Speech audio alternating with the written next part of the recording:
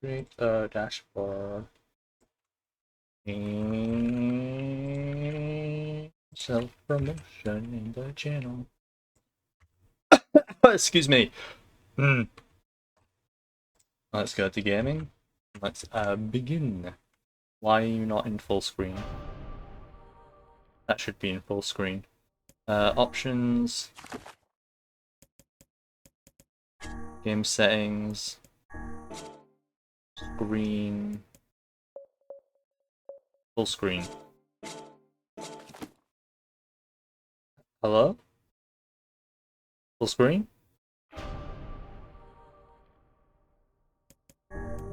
Oh, don't exit the game. Stop trying to exit the game.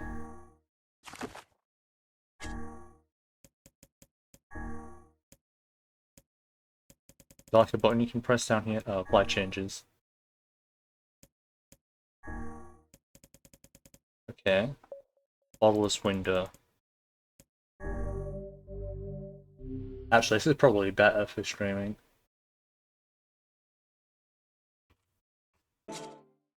And there's a wardrobe now.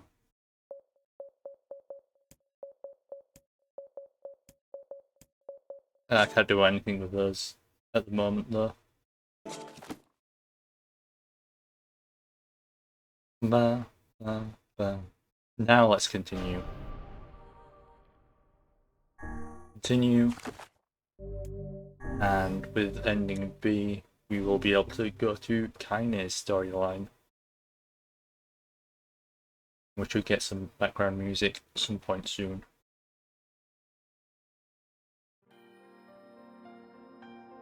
Whenever I interacted with Kaine, I was reminded about something from my past. Maybe my mind has been confusing her with my sister this whole time. Anyway...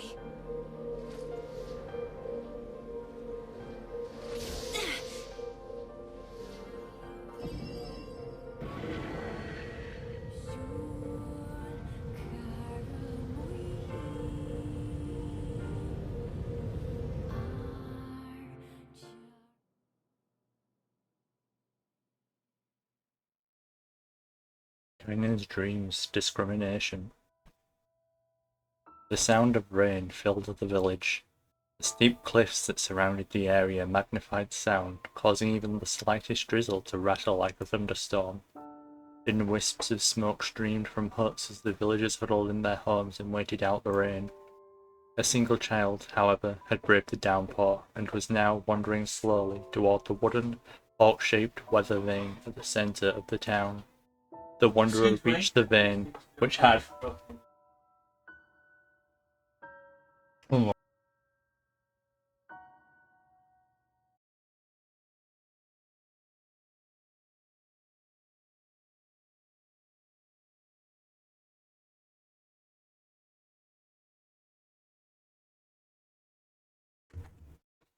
The wanderer reached the vein, which had existed for as long as any could remember, and stared.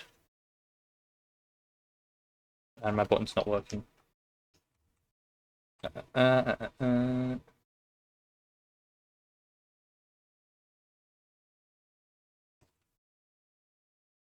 This. There we go.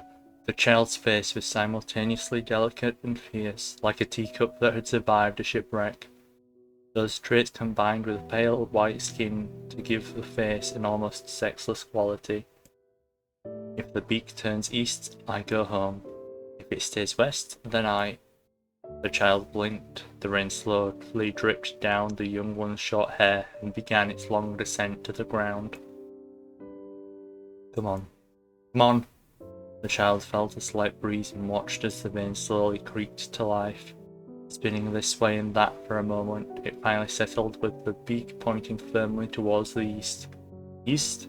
Really? Before the weather vane could move again, a jagged rock came spinning and tumbling through the air, striking home against the child's head.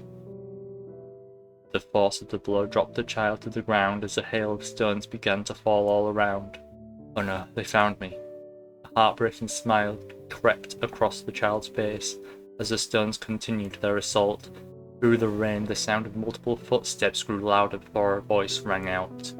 Ooh, Kaine. The voice belonged to Demo, the worst of the bullies in the area. As Kaine struggled to stand, a final stone came skittering through the mud and bounced against her foot.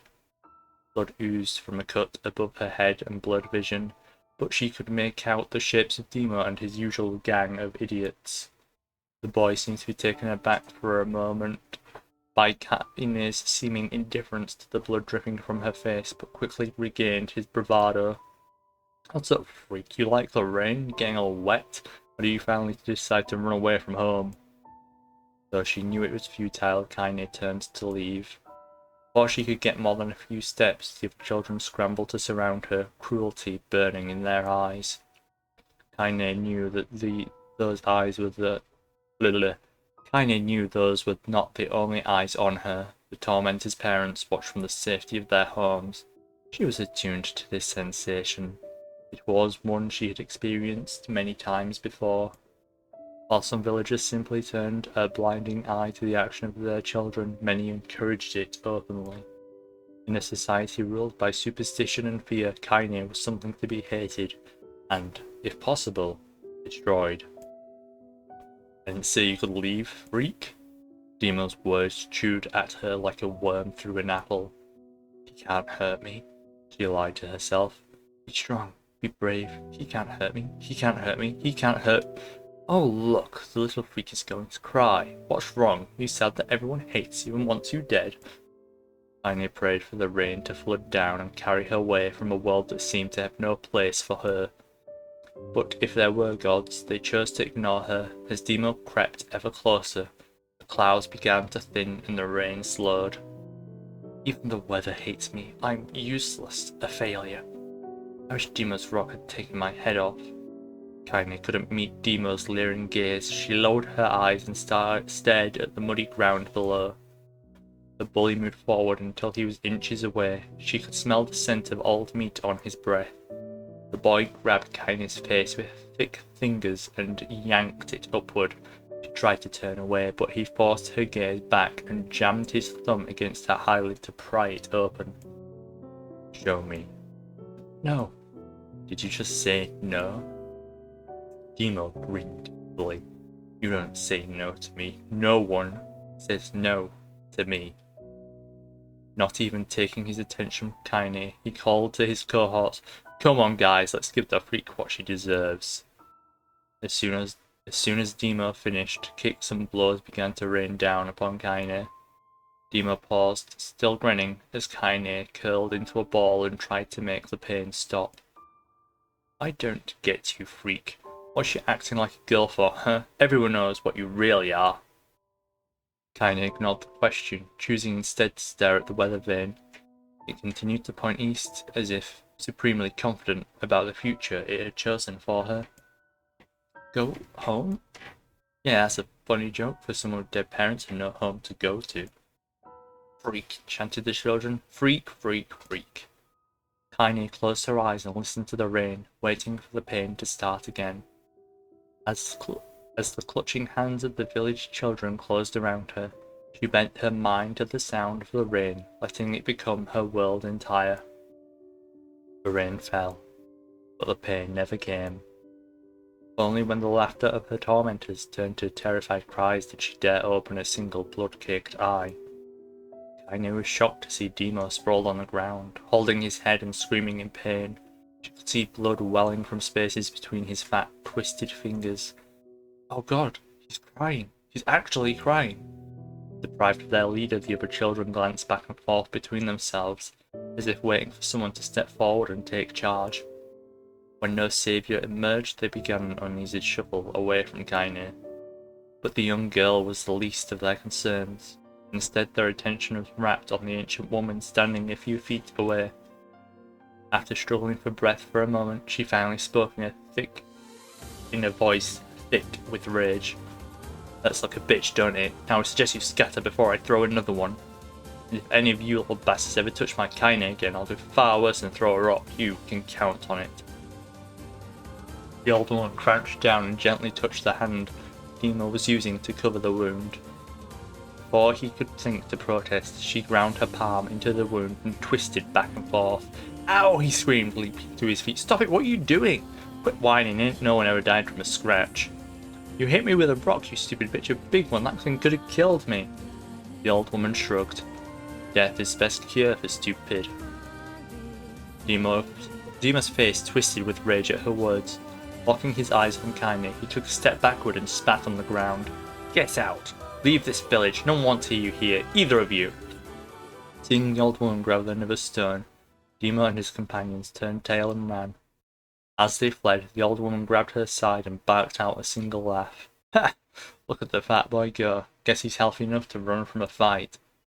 The woman's smile faded as she turned her attention to Kaine. Kneeling down, she removed her shawl and placed it around the young girl's shoulders, then produced a cloth from the folds of her dress and began blotting at the blood on her forehead. Oh, Kaine, she said, why didn't you fight back? You're stronger than that lot. The words of her grandmother stung Kaine, and she turned away. Don't be nice to me, she said. I don't deserve it. Nothing matters anymore. Her tears, held in check for so long, finally began to fall on the muddy ground below. Everyone hates me. They think I cause bad things to happen. They think I'm a freak. I wish I was dead. As Kaine's tears turned to sobs, she felt her grandmother's hand on her shoulders. Despite her advanced age and diminutive size, she was a woman of surprising strength, and Kaine found herself unable to turn away. Don't talk like that, girl. It's a river wide and deep that flows between the realms of this world and the next, and it grants no mercy to any that attempt the crossing. You got a duty to fight until your last breath. Understand? The old woman tightened her grip and tried to still the tremor in her voice. You know, the pain of losing someone close to you, Kaine. You know, because you survived it. As the words hit home, Kaine was struck by the force of her love for the old woman. As a young child, she didn't know of her grandmother, but when her parents died, the woman quickly accepted her as her own. Grandma, as Kaine calls her, was cunning, vulgar, and quick to violence, and their first few years together had not been easy. But with each year that had passed, Kaine and the grandmother had grown closer. However, it was only now, sitting in the mud, with tears and blood caking her face, that Kaine truly understood the depths of her affection. Here was a woman who had seen hard times, who had seen death, who had fought through all these things and somehow emerged on the other side. If anyone could understand Kaine's pain and loneliness, it was her. Do I make you sick, Grandma? Of course not, don't be an arse. Kaine drew her grandmother's moth-eaten shawl around her body and shuddered. But my body, it's not normal. If I was normal, then Mum and Dad wouldn't... Hush, interrupted Grandma. I'll not hear another word of this nonsense. You're my granddaughter, and I love you, and if folks have a problem with that, they can just go to hell. And with that, the old woman reached out and placed a wreath of dried flowers in Kaine's hair. Oh, we saw that in her house. The skill it took to bend the flowers without breaking the stems or losing a single petal was remarkable, and the beauty of it made Kaine want to cry all over again. Oh my gosh, these are lunar tears. Grandma, you made this for me? Lunar tears were legendary flowers. Most people could live their entire lives without ever seeing one, and yet her grandmother had somehow collected a dozen or more. Kaine reached up and touched the wreath as if she couldn't believe it was real. Where did you find these? Just stumbled on them while I was doing some shopping. The old woman turned away as she spoke, leading Kaine to suspect that the search had been far more difficult than she was letting on. The pains she took to construct the ornament, let alone track down the flowers used in its construction, made Kaine's heart hurt. She reached up and gently adjusted the wreath, admiring the way it felt between her fingers. Didn't quite turn out right, said her grandmother as she squinted at it. These old hands have a trouble with delicate work, but it sure looks good on a pretty girl like you. Kaine blushed and turned away. You think I'm pretty? Of course you are. What a fool thing to say. Thank you, Grandma. Her grandmother smiled. We're going to be fine, you and me, she said. As long as we got each other, we'll be just fine. Tiny took her grandmother's hand in hers, and the two of them struggled to their feet. As they began the long walk home, Tiny gripped the hand with all her might, as if trying to stop smoke from drifting away on the wind. The rain had stopped. Tiny stood beneath the weather vane, watching it spin in lazy circles, no longer caring about the direction it faced when it stopped. I don't need to escape. I have a home now. Grandma loves me, and that's enough. Even if it's us against the world. Tiny let her gaze drift up past the vane and into the cloudy sky. The last faint hints of a rainbow were slowly fading. As she turned and headed for home, the light scattered into a million particles and vanished, seemingly taken away on the breeze. Tiny's dreams, daily life. Oh, reading. I love reading. In the distance, Kanye heard the steady sounds of an axe striking wood. The noise had purposeful quality to it, as if she was hearing a master woodsman go about his work. The firewood being produced, however, was as far from a work of art as it could be. Pieces of every shape and size were being flung about a barren yard with wild abandon. Anyone trying to stack such wood would probably die of frustration before the job was through. Stupid piece of shit axe. Tiny's grandmother flailed away with the axe, filling the air with both splinters of wood and words that would make the most hardened sailors blush. "Grandma!" called Tiny. "That's you, Tiny," yelled the old woman, taking her eyes off the wood for a moment.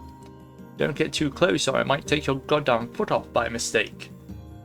She brought the axe down on a piece of wood, sending chips flying in every direction.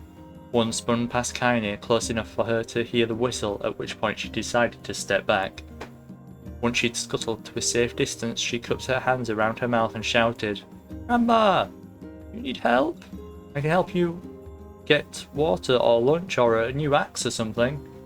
The axe, poised to strike another wobbly blow, paused in midair. The old woman considered her granddaughter's offer for a moment, then smiled. "Tell you what, since I'm doing such a piss-poor job of chopping, why don't you come here and take over so I can get some water?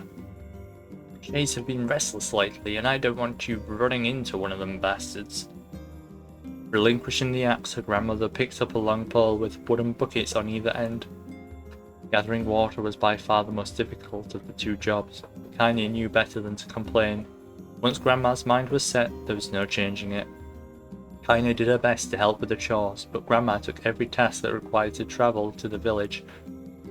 Though she had a long list of plausible excuses, Tiny knew the real reason. She didn't want her granddaughter to be taunted and harassed by the villagers. Once Tiny moved in, Grandma decided to take up residence at a good distance from the area. Out of sight, out of mind seemed to be the best policy when it came to the villagers and her granddaughter, and rare were the days when any but the two of them could be found on the rocky acre of land they called home. Tiny enjoyed the solitude, but harboured a secret resentment that her grandmother was forced to spend her golden years in such a place. After watching her grandmother leave, Tiny turned her attention to the task at hand. She'd never chopped wood before in her life, and soon discovered why the old woman hated the chore. Swing after swing of the axe produced only a tiny crack in the wood, and when she finally managed to connect with the solid stroke, the tool embedded itself in the log and refused to budge. Frustrated, Tiny swung the axe around her head and threw it, log and all, across the yard. Damn it, crap! She suddenly understood the joy her grandmother felt in a good curse. Happier now, she picked up the axe, forced it from the wood, and resumed chopping. She had a natural skill with a blade, but the task was challenging, and blisters soon began to form on her small pink hands. "This is tough, and my logs are all weird sizes." Spitting on her palms, ignoring the pain, Tiny redoubled her efforts. Just as she was developing a rhythm, Grandma returned to the village. From the village, I should say. Setting down her buckets with a small sigh, she took one look at the logs and coughed out a wheezy laugh. "Pretty clumsy, girl. You better practice if you... Her grandmother suddenly collapsed to her knees, causing one of the buckets to wobble precariously. Eyes wide, Tiny dropped the axe and ran to her grandmother's side. Grandma! The old woman shook her head and pointed a trembling finger at the bucket. Get the bucket, let it spill. Kaine steadied the bucket with her foot as she knelt by her grandmother. A small bit of water sloshed over the side and made a new home in the hem of her dress, but Kaine didn't notice. Grandma? Grandma, what's happening? Raised with panic, she grabbed her grandmother by the shoulder and shook. After a moment, the woman lifted her arms and batted Kaine away. Stop that, just stop, she cried, breathing heavily. It ain't like I'm dying, just tired from the trip is all. Kaine desperately wanted to believe her, but one look at the old woman's shaking hands and worn face told her more than words ever could. Her grandmother had lived a long, hard life, and it seemed the bill was finally coming due. The time when her grandmother watched over Kaine was ending. Sooner than either of them had feared, the positions would be reversed. The next morning, Kaine came to the side of her grandmother's bed and took her wrinkled hand. Grandma, you're sick, and you need medicine. I'm going to the village. The old woman shook her head and tried to rise, but Kaine gently pushed her down. It's all right, she said. I'll be fine. She will not be fine. Her grandmother fixed her with a gaze that could melt steel. After what seemed an eternity, she finally lowered her eyes and sighed. Oh, excuse me. Well, I don't like it, goddammit. Well, I guess I should quit being so stubborn and let you grow up. Here you drink. Oh, nice. The old woman watched as Kaine strapped on her boots and made her way down the road to the village. Hours later, as an unseen sun made its way across the dark and rainy sky, she was still watching. Kaine moved at a brisk pace, checking her pockets every few minutes to make sure the money her grandmother gave her was still there. Every noise caused her to spin on her heels, making sure she wasn't being stalked by a shade, or worse, Demo and his gang. But she encountered neither tormentors nor shades, and Kaine finally found herself at the entrance to the village. The few adults she could see glanced sideways at her, then muttered to each other behind raised hands before slinking away into the shadows. Her heart racing, Kaine took a series of rapid, shallow breaths and tried to calm herself. I have to prove myself. I have to help Grandma. I have to be strong. She chanted those words to herself over and over as she slowly made her way. Finally, her eyes settled on a rotund older woman who was angrily waving her arms in the air, telling anyone who was listening exactly what she thought of Kaine's presence. Hey lady, said Kaine with a bravado she did not feel. Where's the apothecary? The woman's flabby cheeks shook in bewildered anger. How dare this thing speak to me? They seemed to say. But Kaine saw that her eyes held a different emotion. Beer! Beer, yeah. Thanks.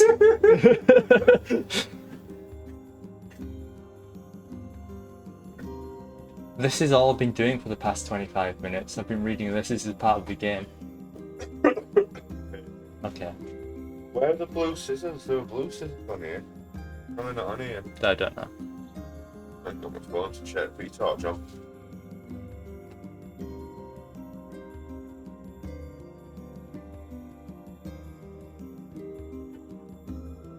Here you go. Excuse me. Screaming as well. Yeah. Oh. That's why I'm reading it out loud. Been out, Bell. No, she's been out.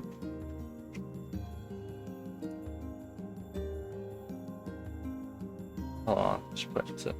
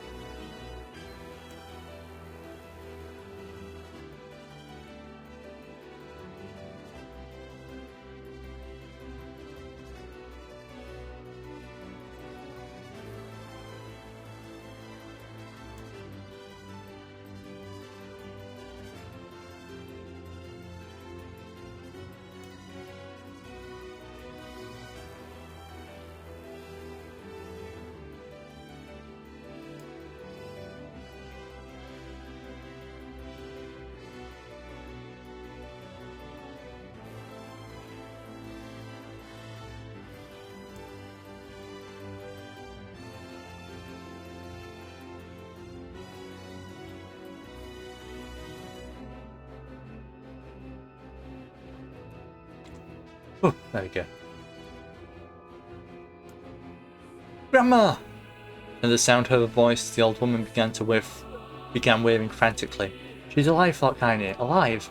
Kaine's legs sprang to life as she raced across the yard towards the flaming wreckage of the house. Before she could advance more than a few steps, the shade opened its mouth and let out a roar powerful enough to uproot trees and send them flying. The blast sent Kaine tumbling through the air before smashing her against the rocky earth. Stars danced in front of her as she tried to remember how her legs worked. Get up, get up, get up, get up, get up now! As Kaine struggled to her feet, the shade stomped towards the house and pinned her grandmother to the ground with the tip of a claw. The old woman struggled to move the claw from her stomach, but she might as well have been pushing a mountain. She coughed briefly, sending a small spray of blood into the air. That's internal damage. Then collapsed to the ground, her energy spent. Kaine lurched to her feet, only to fall back to the earth with a gasp. Her ankles were on fire. One or both of them was surely broken. Ignoring the pain that screamed through her body, she began dragging herself across the ground, leaving a drunken trail of dust and blood in her wake. Grandma, hold on. Just a little longer. Her grandmother's face was turning blue, her eyes rolling back until only the whites were exposed. Kaine pulled herself across the ground with maddening slowness. The distance seemed to increase with every second that passed. The shade's glance between the two women flicked out its tongue, its giant mouth turning up at the corners. Short, panting breaths belched from somewhere deep inside its core. Bastard. Laughing at us. She had no idea how such a mindless creature could experience emotion, but there could be no doubt the shade was taking joy in their suffering. Yeah, I see your plan. The shade moved its claws slightly, allowing Grandma to breathe again. It was clearly keeping her alive, only to snuff out her life when Kaine was close enough to touch her. I'm gonna kill this bastard. Summoning all her strength, Kaine rose to her feet. There was a sickening snap from her right ankle as the foot twisted backwards, but she forced it from her mind and began to hobble toward the monster. Pulling a small knife from the pouch at her waist, she leapt on the foot that pinned her grandmother and plunged the weapon deep. Give her back, she screamed. Give her back to me. It was like stabbing a rock. After a few swipes, the knife broke at the hilt with a dull snap. The shade panted laughter again, then raised its tail and sent it rushing through the air towards the young girl that was latching to its foot. Kaine never had a chance. The tail struck her square in the chest and sent her crashing into the burning wreckage of the home. As she lay on the ground with blood pouring from multiple wounds, a small, weak voice spoke up. Kaine? Kaine's vision blurred, but she forced herself to focus on the sound. Finally, her eyes cleared enough for her to make out her grandmother's hands reaching out to her through the smoke. Grandma? Kaine, you gotta run. You can't best this one. Kaine grabbed the hands and held on with all her strength. Grandma, come on, we have to go. The old woman coughed loudly. One of her hands, slick with blood, slipped from Kaine's grasp and thumped to the ground below. Grandma, no, no! I said run, goddammit. You'll have to live. You have to get through. The thought would stay forever unfinished before she could say another word. The shade's clawed foot descended, smashing through the remains of the roof and down upon the shattered figure of the old woman. Blood oozed from the gaps in the creature's toes as the terrible putrid smell assaulted Kaine's nose once again. She stared at the foot, dumbfounded, convinced that what she was seeing could not possibly be real. When the creature finally lifted its appendage, all that remained underneath was a twisted, unrecognizable mass of rubble and red. Her grandmother was gone. Kaine blinked, trying to feel the hands which had been in hers for just a moment before. For a fleeting instant she could remember the warmth of that embrace, the trembling of the fingers, but then the sensation drifted away on the breeze and was gone. Memories flashed through Kaine's mind, one after the other, faster and faster, until they became a meaningless jangle of noise. Kaine screamed then. A thunderous sound that echoed off the cliffs and seemed to roll away forever. The shade eased forward, black ichor pouring from its mouth and dissolving into smoke on the ground below. The earth shook with every step as it crept towards its prey. Kaine's body slowly rose as if controlled by a mad puppet master. Her arms and legs were bent at impossible angles. Her head lolled dangerously to the side, yet somehow she managed to stand. Staring at the shade, her eyes began to glow with a deep red fire. The creature, so confident just moments before, took a slow, hesitant step backwards, trying to discern if this broken human could possibly pose a threat. Kaine seized the moment, laughing like a madwoman. She leapt into the air and plunged the shattered hilt of her knife deep into the legs of the shade. The shade shook Kaine off like a fly, sending her crashing to the earth once again. Her chest rose and fell slowly as if a great weight were resting on it. Moist sounds of pain echoed through her mind. Something warm and thick oozed from her ears. Is that blood? I think it is. I'm bleeding to death. No, can't die. Grandma told me to live. Deep inside Kaine's mind, something finally broke. The sound, the pain, the smoke and flames, all of it faded away until all that remained was a single incantation repeated over and over again. Kill it. Kill it. Kill it. Kill it, kill it, kill it, kill it, kill it, kill it, kill it, kill it, kill it, kill it, kill it. Kill it now. As the spark that was once Kaine slowly began to flicker and die, she felt her desire to kill and her desire to live blend into one. The distance between her heartbeats grew longer and longer. Ooh, footage.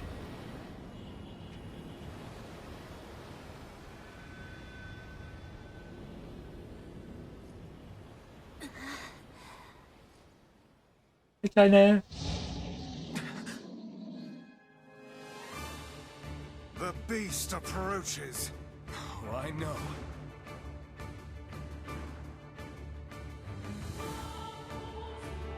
I wonder what boy is going to be like. Because I've already chosen options for him.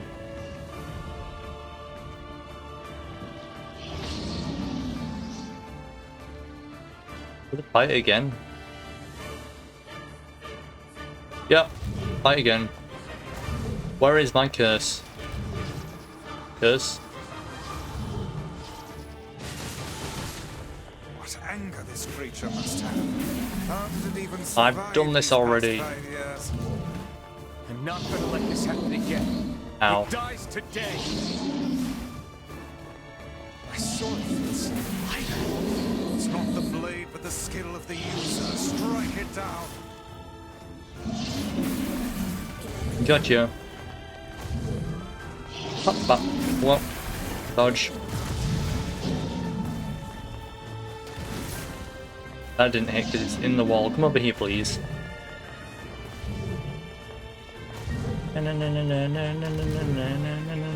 Wow. That misses. That gets you.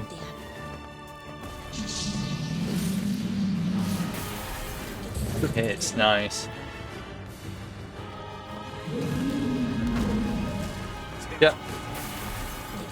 One hit, wow.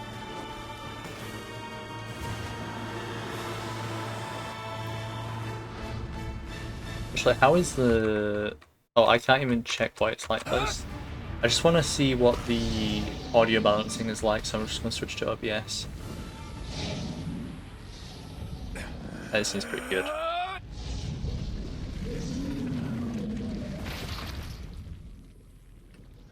Ooh, I squished.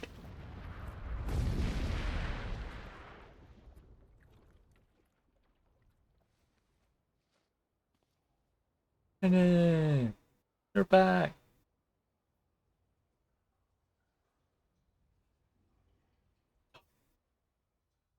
More reading, more reading. Woo, more reading! Kaine's dreams encounter. Hold on, I switch back now. Gently, weakly, softly, the shade, sure that its tormentor was dead, turned and stomped off toward the horizon. stopping along the way to bellow one final roar. Couldn't kill it. Shamed beyond imagining, Kaine tried to turn her head to the side, but only succeeded in coughing up a huge gout of blood. It was getting difficult to see, and only after a moment of fierce concentration did she realize that her left eye was gone. Laughing to herself, she turned her remaining eye to the ruins of her home and noticed a ragged stump of arm resting a few feet away. Yeah, that's mine, she thought with a mad giggle. This is gonna make clapping a real bitch. Yeah, cried a sudden voice from the depths of her mind. Finally gonna die, eh? Well, you had it coming. Go to hell, Demo, she thought, as she thought that the unseen assailant. Go to hell before I pluck out your eyes and feed them to the dogs. The voice of her childhood terror evaporated into smoke, only to be replaced by another, more recent voice. Hold still, said the apothecary, materializing from the ruins like a ghost. I want to draw you. That way you can live forever. No, stop. I don't want to live forever. I want to die, right here. I see, he said quietly. Well, if that's what you want. The spectral shopkeeper fluttered in and out of existence for a moment, then produced a piece of paper and sketched quickly. After a few seconds he turned the page to Kaine and smiled.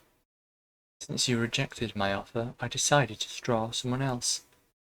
It was a picture of her grandmother, real as life. Kaine opened her mouth to thank the man, but stopped as the picture began to blacken in the middle.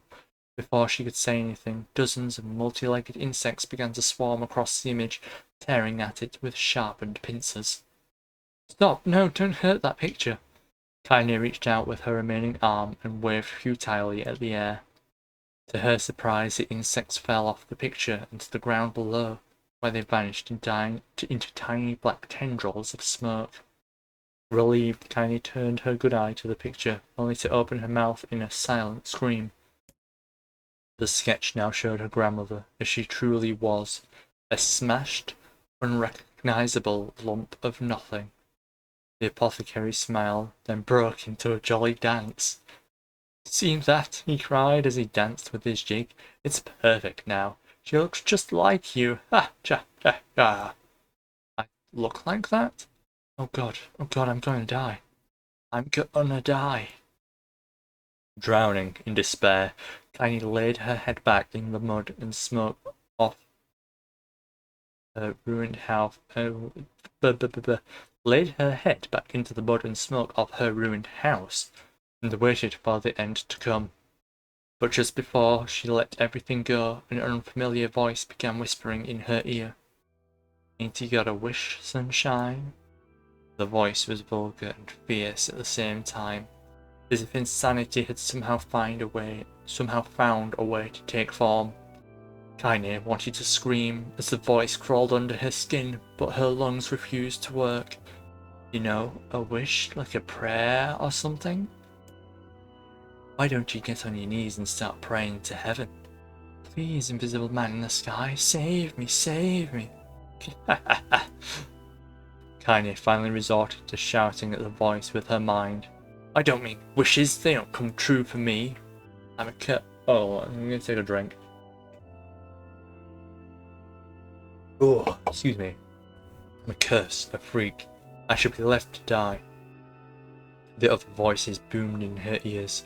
Oh, oh god, you are the best. Food. Okay, I'll be right back. I'm just gonna go get food.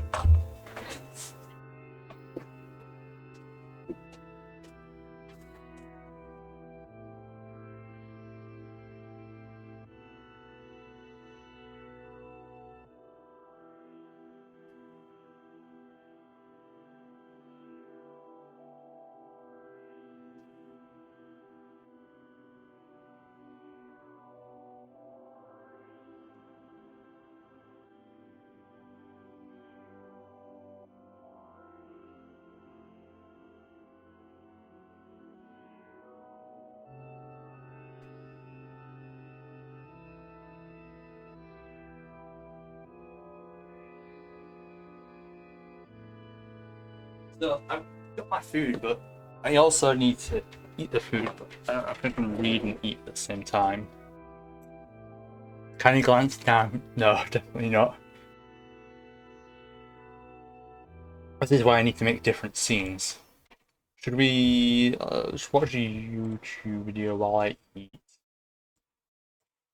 Let's change the category to just chatting.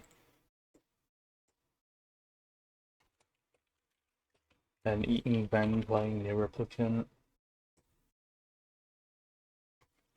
Like one of these sauces is the correct sauce. That's not it. This it? That's not it. That's kind of it. That's it. Okay. Oh, and make it visible. Let's see. Jedward. Jedward. I need to watch that after stream. Jedward went on Shut Up I'm Talking. What? That's insane.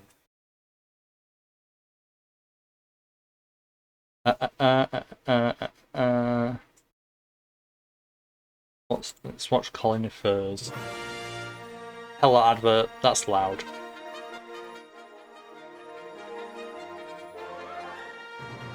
Okay, what? Stop playing. I think that's like really. Window capture isn't even working properly.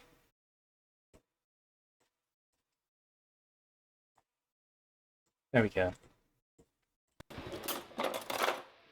So this is a cold knife, but what's better than a cold knife? A Hot hot one. knife. Yes. You shouldn't know how to make a man feel special. Oh, don't mind me, I feel. And although it was I quite don't know if that was satisfying, it generally correct. was just for inquisity and just for a Yeah. bit of fun. But maybe it could be useful. Make it Well then, hotter. I mean, spreading butter. Cutting Nice. rope. Oh. Wow. What about cutting meat and searing That seems it at hot. the same time? Wow. Or if Oh, you're into I shouldn't 3D do that. Printing, you could use for like smoothing or cutting Hmm. 3D printing bits, which brings me round to why we're doing this video. Ooh. It's YouTube Maker's Secret Santa! Yes, of course, it's that Yeah, time that's of the good. year when all the makers in the YouTube community, we all make stuff for each other. Now, this year I have drawn Emily the Engineer, which open sourced actually. I tried to give her the nickname of E.T. because obviously Emily the Engineer. That's pretty good. E.T. E.T. She weren't that E.T. impressed with it and it didn't stick, but never mind. Emily's a real cool girl. She is very funny and she loves 3D printing. She's done like a massive boaty. She's done a lot of SpongeBob stuff, and of course Those she's are pretty most famous cool. because she's made like full-on Iron Man suits, and they are absolutely Whoa. fantastic. So Yeah, I'm there's going this to guy make that's like her actually a making an device Iron Man suit. which will heat a knife up, but not just a knife, any knife. Very nice. Massive ones, small ones. She can just put it in, boom, Sword and it'll ones. heat it up. Brilliant idea, Colin, and a lovely present. Who doesn't like scorching hot knives? I know, right? Right, how are we going to do this? Now, easiest way, of course, is just use a blowtorch. I can't just send her a blowtorch, can I? Yeah. Not really a present, is it? Not really. I think it Also, could be useful. This is taking too long. Also, broom. Beautiful. Make it take like Ooh, 30 seconds. Oh, ho, ho, ho. Oh, it smells good. Nice. That's the good cheesy smell. We like that. We don't talk about the bad cheesy smell. Ah, I'll pick it up. Hmm. Oh, why did you... That So, must have the been better hot. way to do it is with electric. Now, we've got the old trusty microwave transformer here with one of the coils removed and then a big thick cable wrapped round. It goes round twice pretty much and then comes out the other end. And then if we plug this in and put the knife in it... Ah! Right, turn you on. Put you on there. Go on, get in there. Right. Yeah. There we go. How does this And work? This will heat the niter. The night? The knife. Night? There we go. Beautiful. Burning the wood. Oh, we're on fire. Oh, And you can touch it. You don't get electrocuted. nice. Now, I've used this exact same method to make a toaster knife years ago. Oh, So, this, exactly the same setup. Oh, Transformer, wow. coil removed, big fat cables wrapped through the top, Just wrapped round, but making rather than that, but going it onto two conducts. bare ends, it basically connects to these two copper pipes which go down, and then, of course, the knife blade crosses between them. So, when you've got a bit of bread, and you go to cut it, it's supposed to toast it as it goes through it. that's pretty cool. Toast, burn, you know, make your mind up. Caramelize. That's the word. Now, what I want to do is Caramelised. a fixed knife. I want it so you can put anything in it and it heats up. So any knife of any size. Right, let's go and Would get some magnets bits. work? See Or if would we can that do it. not work? Well, you just need a vice-like thing. Yeah, Okay, that makes I've got more a collection sense. of bits. Now, I can't go too crazy because there's a £75, $100 spending limit on these Secret Santa projects. So this is what I've got. I think I've got a rough idea of how I'm going to do this. So I'm going to go off, work out how I'm going to put it all together. But while Okay. I'm doing that, here's an idea what you can get somebody for Christmas. Got family members and don't know what gifts to get them? Well, why Yeah. not give them the gift of internet security with Surfshark, Wow. the sponsor of this video. Yay. Now, you only actually need one membership and the whole family's protected. Protected against price discrimination. If you're booking flights to see relatives this holiday, then with Surfshark you can change your virtual location, which can save you money on tickets. What's the This can also consensus include in once you arrive at your sponsored destination, segments? as pre-booked transfers at local rates are often cheaper. Protected against not seeing everything the streaming world has to offer. For example, by Nice changing your server shark location, suit. you can stream the US version of Netflix, Very cool. which may show additional series of shows you don't have in your country of origin. They also show different films across the year too. Protected on public Wi-Fi. If you're out with your family over Christmas, your devices can be hacked over public Wi-Fi to gain access to passwords and your data. Protected against slow internet when gaming. Gaming uses a lot of bandwidth, so your internet provider can see this and throttle you down, making your connection slower. But Surfshark encrypts your traffic, so hides what you're doing from your service provider, so your new game at Christmas is less likely to lag. And you can get all of this and more at the best offer I've ever been able to give you. Go to Surfshark. But they don't hide it from the- and get 4 months of extra Surfshark at an unbeatable price. This is a special deal that won't come around again soon, so catch it while you can. Right, Colin, how you getting on? We're building this knife heater. Yeah.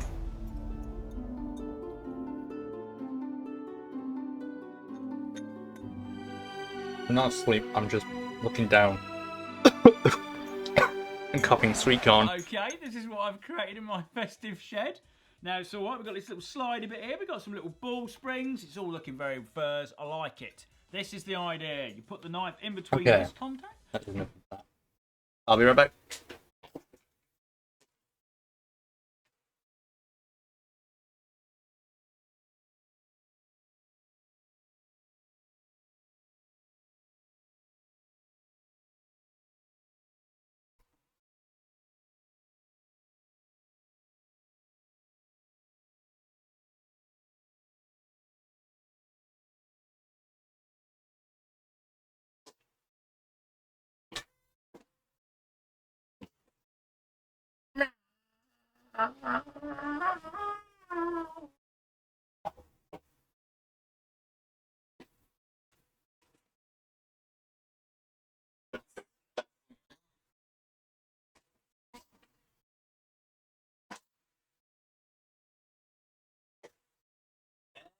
Anyway, back to playing Nier.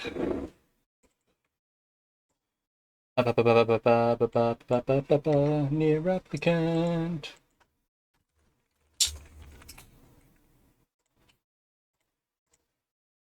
There we go. That doesn't get rid of it. Does that?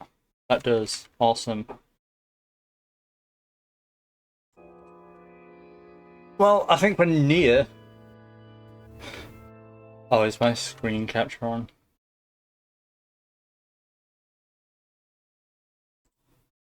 When Nier the end of this section, probably, maybe. I have no idea, honestly. Give me a moment.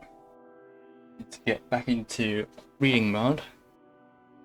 Tiny glanced down and saw a black, shiny substance oozing from her leg.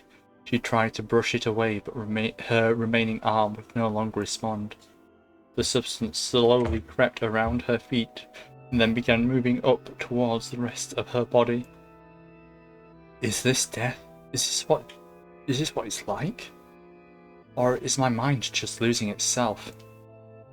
She could feel the slime oozing upward, feeling the hot, feel the hot, searing pain it left in its wake.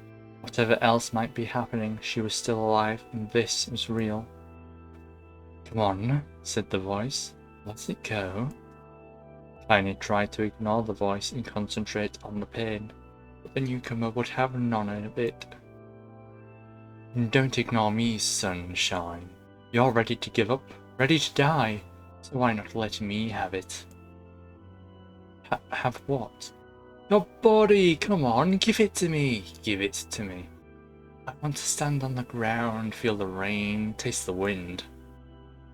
The voice paused as if licking its lip. When it resumed, it was filled with mad, unabated joy. "And I want to take your hands and use them to choke the goddamn life out of people. I want to tear out their throats and bathe in their blood, just like before."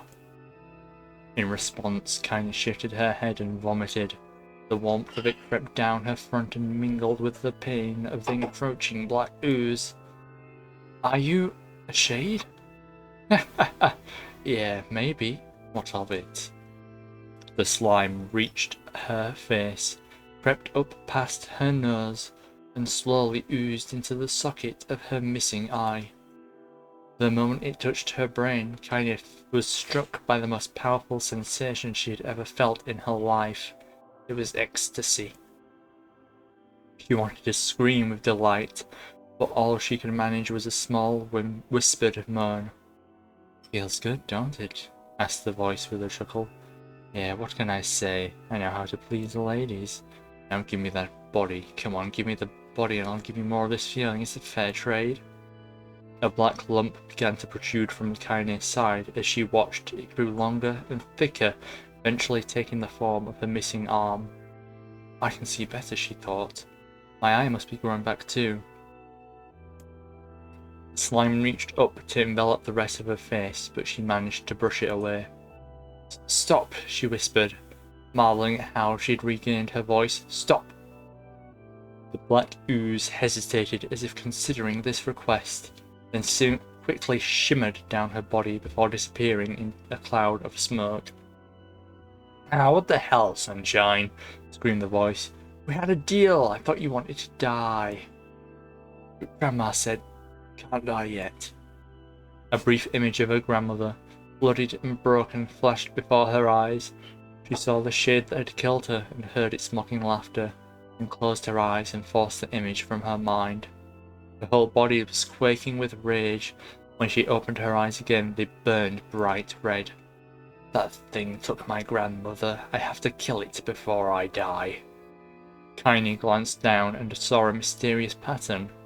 The pattern of the shades burn itself into her left arm. "Well, I'll be damned," said the voice cheerfully. "Look at that, sunshine. I think you and me are going to be good friends now." Kaine stared intently at her arm. The more emotional she felt, the more letters seemed to be ready to puncture her skin and begin infecting the rest of her body. The arm clearly had a will of its own now. "Stop! You gotta stop!" Holding her left arm in her right, Kaine took a deep breath and tried to calm herself. "Come on now, don't fight it," pleaded the voice. Hate's my favorite dish. I'm hungry." Let it go. Feel the anger. Burn with the fire of revenge. Thirst for blood. Then go out there and... Shut up, get the hell out of my body." "Your body? That's rich, sunshine. Real rich. Look, why don't you just up and die, so I can have this body all to myself? What do you say? I bet those buddies of yours in the area would love to see you dead." Kaine grabbed a nearby shard of glass and tried to saw off the shade-infected portion of her side. Before she could, her darkened left arm grabbed her right wrist, crushing it. Kaine screamed and dropped the shard as the sound of bone crunching on bone filled the air. "Stupid idiot girl, you're possessed now, sunshine. And there ain't no going back." The voice laughed again. A loud, long wail seemed to go on without end. "Possessed?" whispered Kaine. Yeah, possessed. You and me? We got what you might call a timeshare agreement. Arrangement. Remember how folks used to think you were a freak? Well, wait till they get a load of you now. Kaine looked up, tears in her eyes. The sky seemed smaller somehow, darker. Is this because of the shade? Is this how they see the world? So, listen, heard the voice. I know this whole possession thing seems a bit sudden, but it ain't all bad, and there's plenty in it for you too. I'm a very powerful creature, Sunshine, and now that power belongs to you. You got enemies? People you want to kill? I can make it happen. That battler kid who kept picking on you? That big ol' shade that squashed your granny? We'll wrap them up in their own assholes. No more abuse for you, Sunshine. No more pain. Wait, said Kaine. You're a shade. Why would you help me kill another shade? What, you think I'm some kind of racist? Some killing snob? I don't give a goddamn who you murder, honeypants. I just want to drink from the well. Kaine considered this as she struggled to her feet, the power of the shade coursing through her. The smoke from her house was drifting away with the wind, and she enjoyed the way the cool evening breeze felt on her new left arm. Hold on 1 second, the cat's meowing at me. What do you want, cat?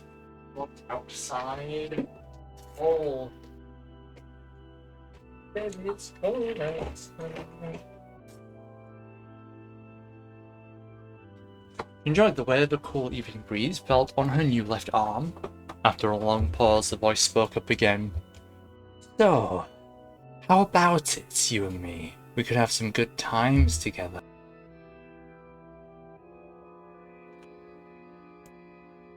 Look, I'll even take care of the bloody part you don't want. Look off, arsehole, muttered Kaine. I'll handle the killing. Screamed the voice. Look at you go. Oh, Sunshine. We're gonna have so much fun. So listen here. My name's Tyrant. What a... For you to be acting like this, what a shit name. And if you ever need me, I'll just be hanging out in this piece of meat you call a heart. Now get to it.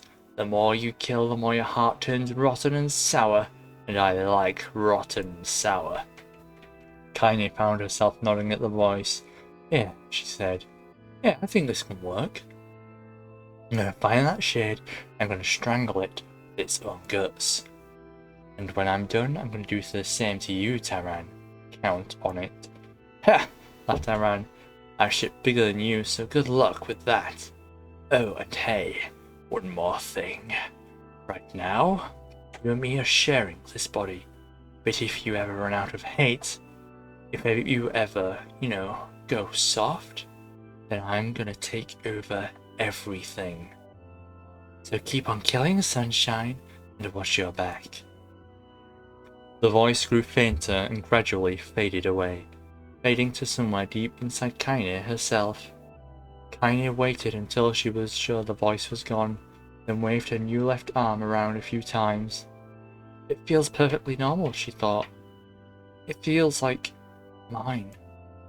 Desperately, she began poking and prodding at the new limb, determined to find something wrong with it. She didn't want it to feel normal. That would mean the creature inside her had already won. I'm not a shade, I'm Kaine. Repeating this mantra in her head, she slowly began digging through the rubble of her house, being careful to ignore a certain red-stained spot in the corner. Finally, after what seemed like an eternity of heartbreaking work, she found what she was looking for.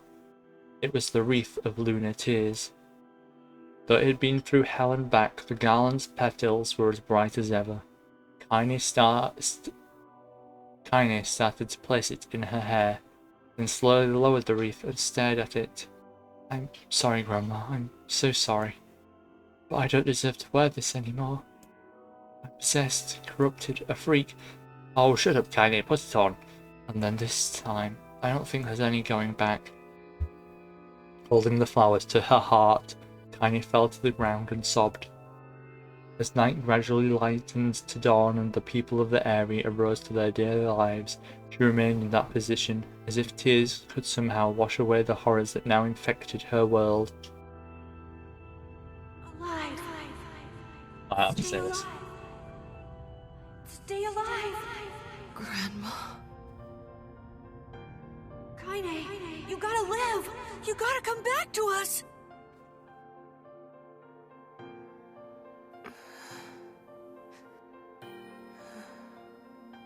Get up, bitch.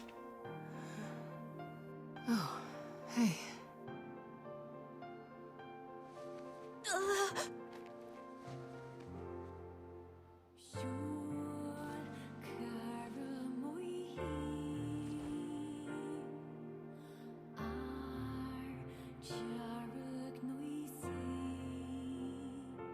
Emil, you were the one calling me, weren't you?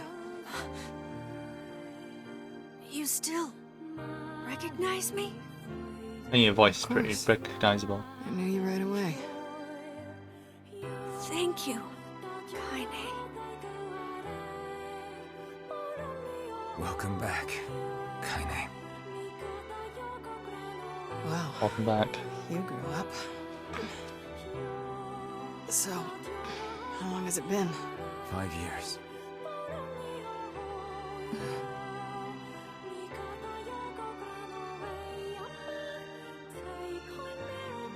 Why are you looking at each other like that? Shit. That's a long time. Any luck with Yona? We are still no closer to finding her. We need a way to locate the Shadow Lord. By the way, this is for you. Is that a lunar tear? Wow. It's not as good as your grandmother's, but I tried. No, it's great. Thank you.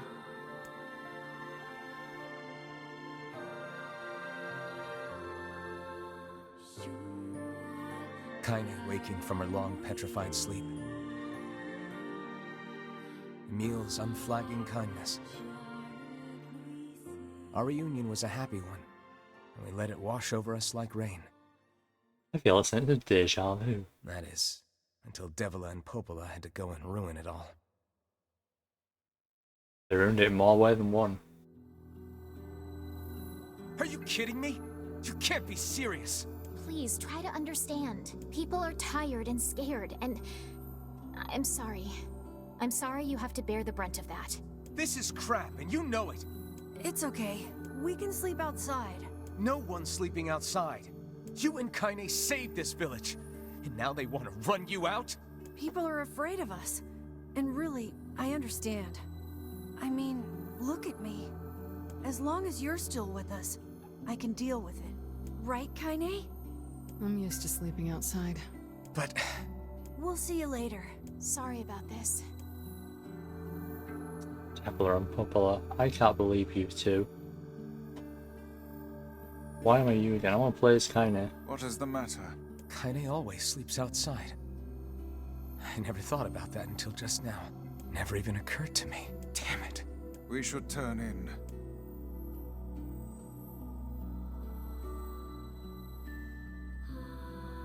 More reading? I didn't get much sleep that night. For the first time in my life, I hated Devila. Strong word. For the first time in my life, I doubted Popola. Less strong word. But those feelings are pointless in the end. They said and did what they did for the sake of the village. To protect it from the horror of the Shades. Mm-hmm.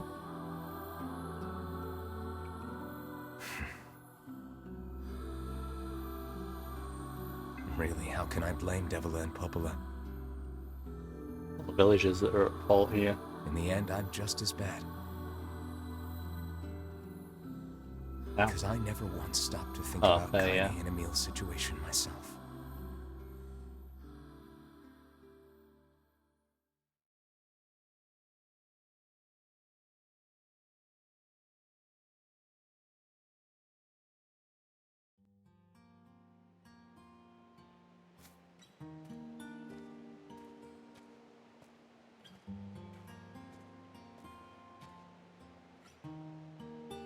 should apologize to Kaine. This feels like a visual novel at the moment.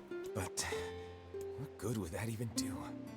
I got a fire going, Kaine. Wait, is that? Wait, is this just actually the visual novel section of the game? I'm so happy Is to that get what the to beast talk to story you is? again, Kaine. Yeah, me too. I tried everything I could think of to save you, you know. I polished you with a special cloth. I poured warm water over you. Wait, you poured water on me? Yeah, but it didn't really do much except make you all shiny. Hey, Emil. Thanks for saving me. I guess you noticed how I look different now. I'm sorry, Emil. I'm sorry for all of it. Well, I mean, this new form isn't all bad, you know? At least I can look at you when we talk, right? Hey, so why don't you tell me something about yourself? I'm not very interesting. Sorry. Come on, I Not just want to know quite you interesting. better. Please? Fine. This all happened when I was a kid. Before the whole shade possession thing. My body is different. And when the villagers found out If about it's different from the it, shared they started possession thing treating on me what like a is. freak. But one person, my grandmother, accepted me just as I was. No matter how bad things got, she gave me the strength to keep going. She's really special to you, huh? Yeah. Oh, hey! That gives me an idea. Since we cured your petrification, we should start looking for a way to cure your possession True. in my body. I know we can do it if we all work together. Heck, it'll probably be super easy. Yeah, Let me guess. More warm water? probably. Okay, can we just forget I told you about that?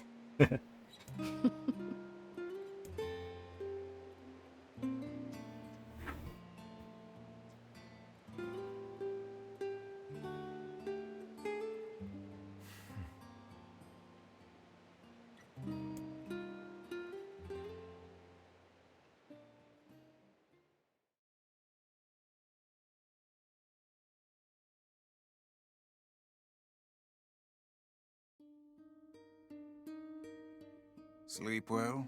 Sure. And yet your red eyes tell a different tale. Don't be so hard on yourself, lad. I need to go see Devila and Popola. Very well. Oh my god, I'm back. What is in my inventory at the moment? I want to check it. A bunch of stuff I just don't need.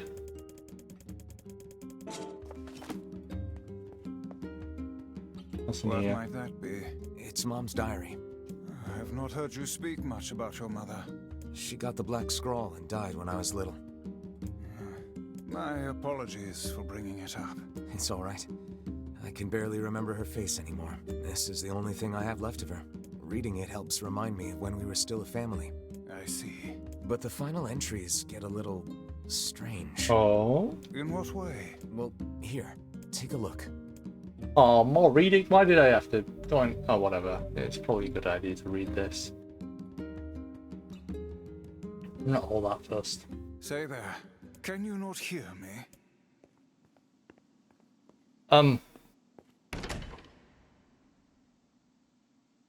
Why are you standing about like a slack-jawed ninny? Sorry. Felt like I was dreaming or something. Hello? Sleeping on one's feet is quite the talent indeed.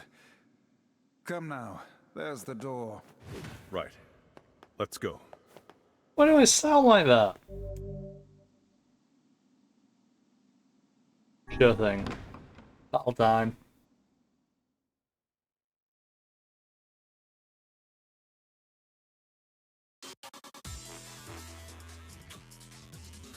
This is the world of the recycled vessel, created to avoid the destruction of all. Destruction? Destruction. Pew pew.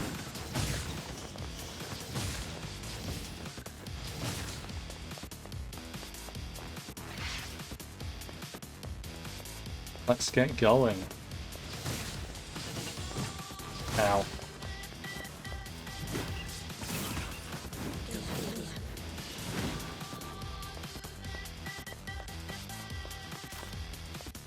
I'm coming.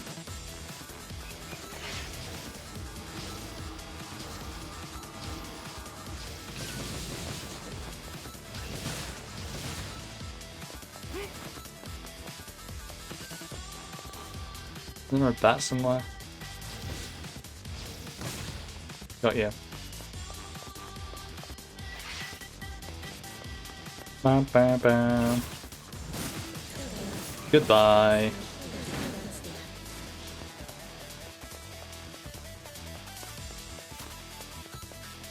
Let's go.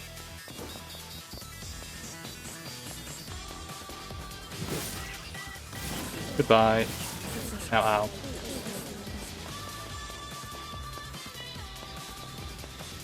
Next layer.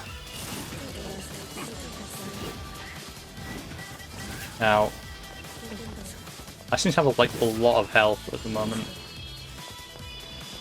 I wasn't expecting this to just happen. This seems to be like some kind of something from the future.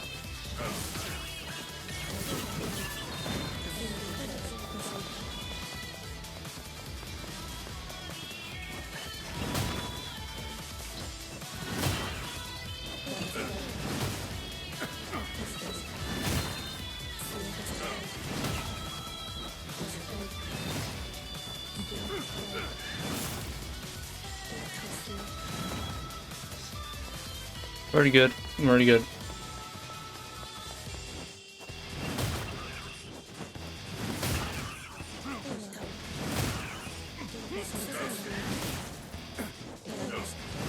I don't know what that stuff is saying in the background.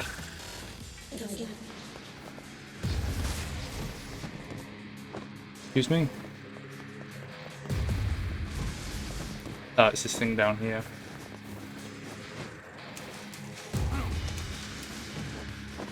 Hold on, I need to take some medicine. Ow.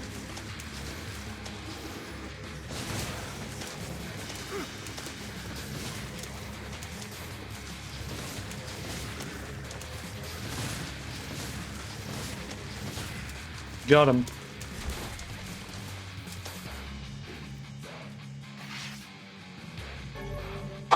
Obtained medicinal herbs 3. Somehow. Black Scroll, a lost destiny, a white book, a false truth.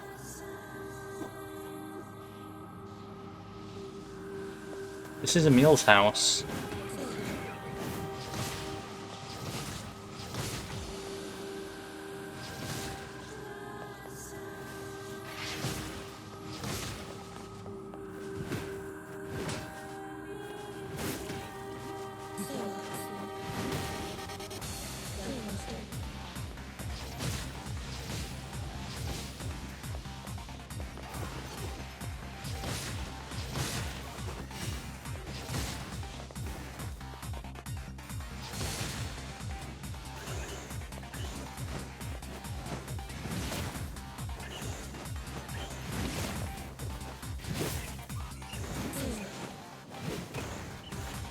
We like actually do a hit. There we go. Dodge.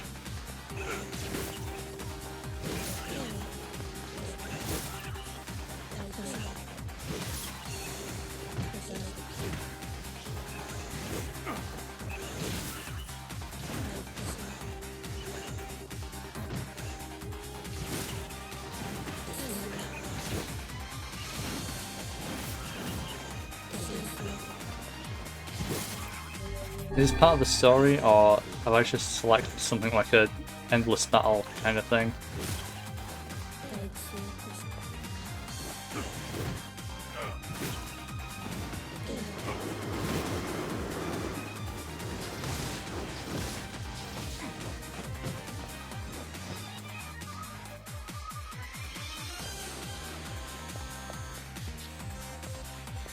Keep going?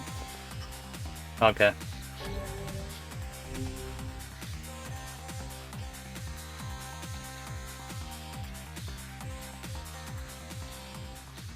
Soldiers of Salt calling forth White Death, the Legion, those who plunged into darkness.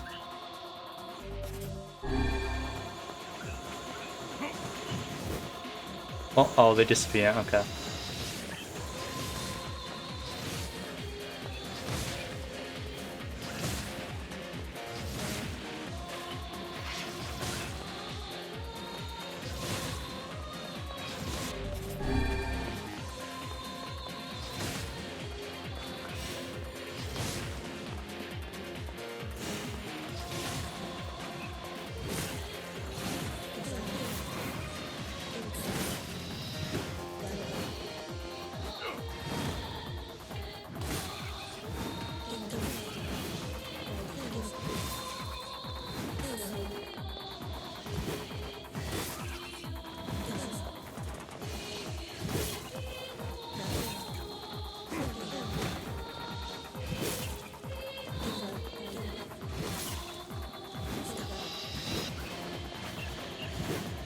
Oh, oh, we're in the library. I didn't even notice.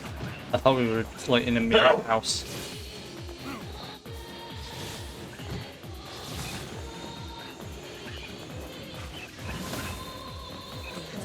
Nothing's real.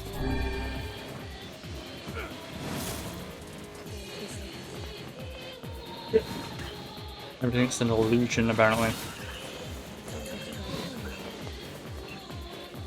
Oh, it's just teleporting everywhere.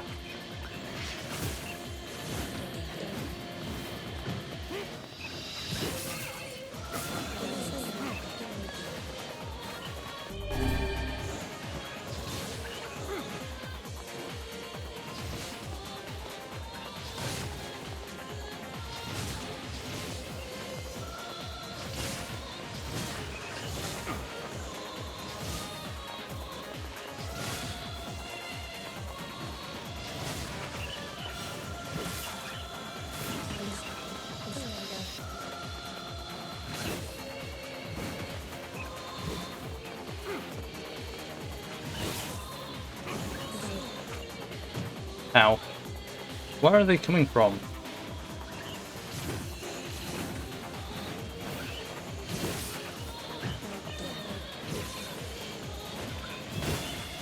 Need to keep track of health.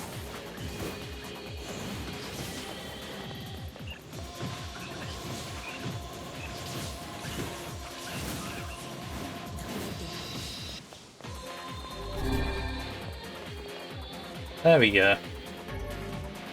Returned the one-handed sword, full semblance. Was not expecting that. The dragon's corpse brought death to the world, delivering unto it the magic of power.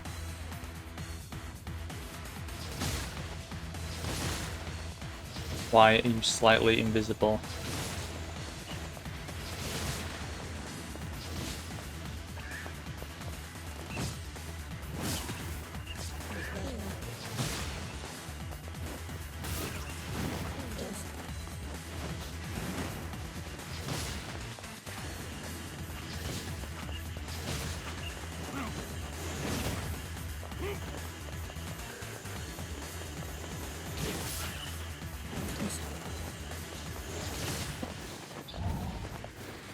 I've not bought that before. Oh, I have bought it before.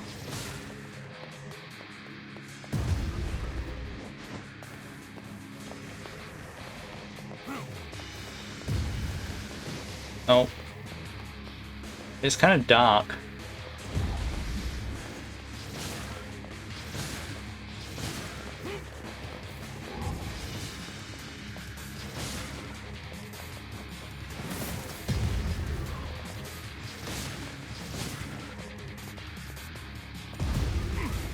Ooh.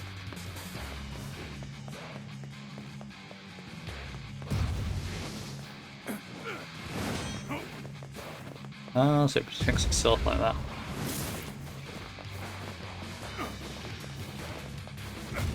Ow.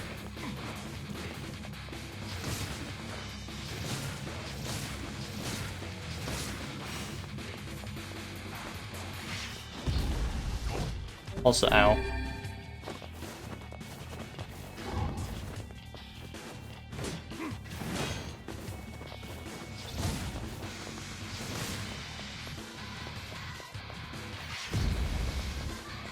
Got you.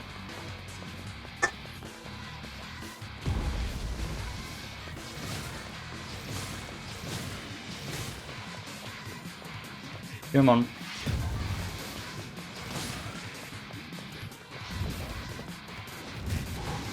Ow.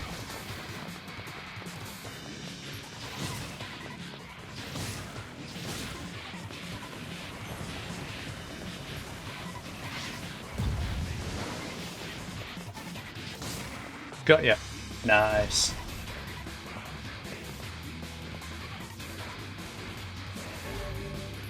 Turned into some herbs 3. Is it going to be another section? The black sickness stains the future. The journey to return to soulless vessels. We're now in a fighter. Oh wait, can I? That's time I can move over this way as well. Okay.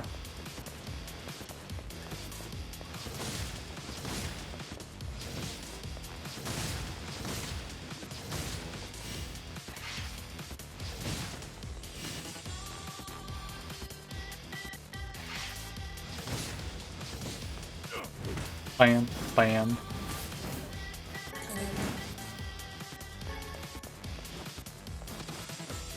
Oh, you. Why you change the camera angle on me like that?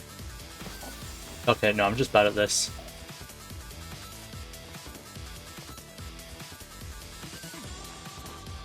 Oh my god.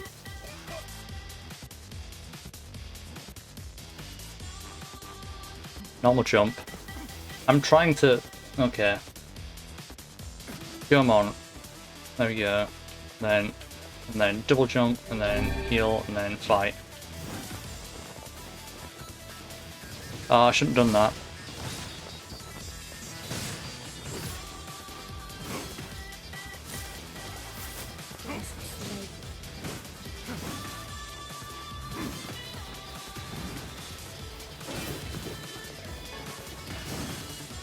Actually, maybe I should equip a specific attack. Magic. Ow.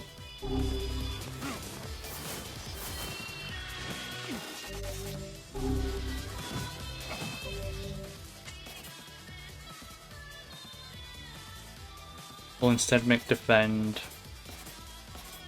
that hand. And we're gonna get more.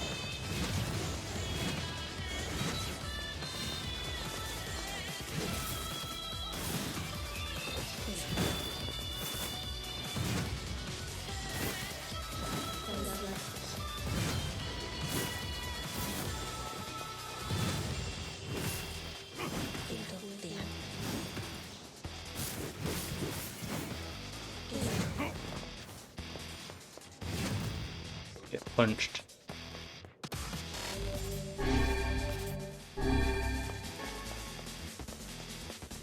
Cool. Right, let's wait for this to actually do its thing now. And then hup, hup, hup, hup.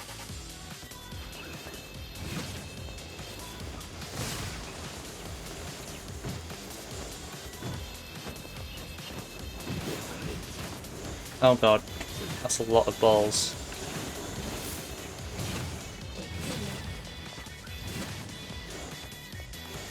Healing. Can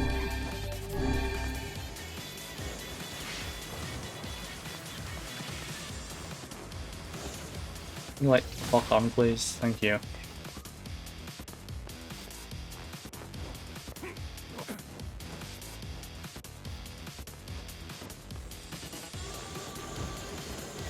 Oh, you little annoying prick.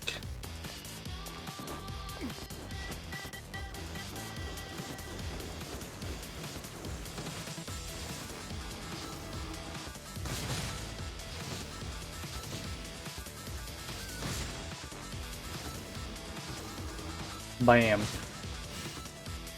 I'm out. Oh, it died anyway. Across we go. To the next. There we go. Oh, we needed a double jump and dash for that one. Oh. This one's good. I don't think you need to actually do that one. Gotta. Yeah.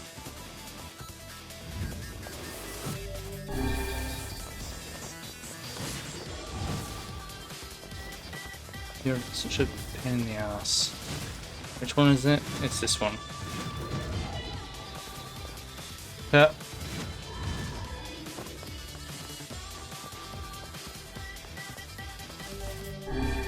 Not what I went to do. Magic abilities. Let's change Dark Hand back to defend.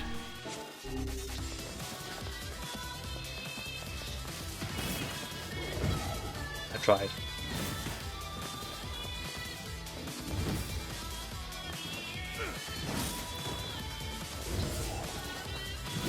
Got you.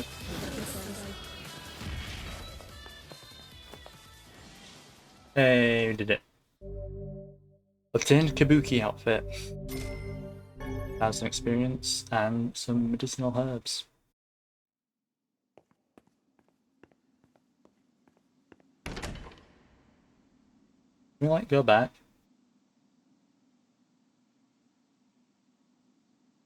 What the hell's going on?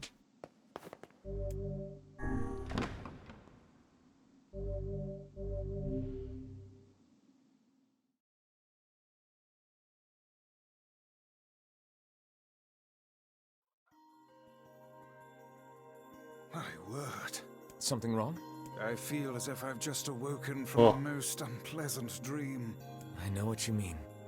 That happens to me whenever I read it. Anything up here? Nope. Not even Fiona. Oh well. Let's get going. Hello, Devil. Hey. Oh, hi. I kinda thought you'd never talk to us again. Alright. I understand you're doing this for the village. Pretty much, yeah. But look, why don't you go talk to Popola? I think she wanted to discuss the Shadow Lord with you. Okay. Headed there next. Oh, and Devila? Yeah? Sorry about yesterday. I shouldn't have lost my temper like that. That's alright. Excuse me. You don't need to apologize. Anyone would be upset when their friends are hurting. That's true. Let Emil and Kaine know that we're sorry, alright? Alright. Have fun, immortal woman that isn't human.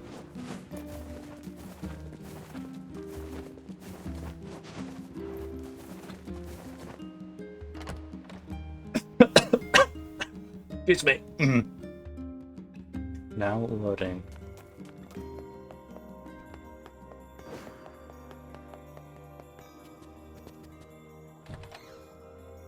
Hello, Popola.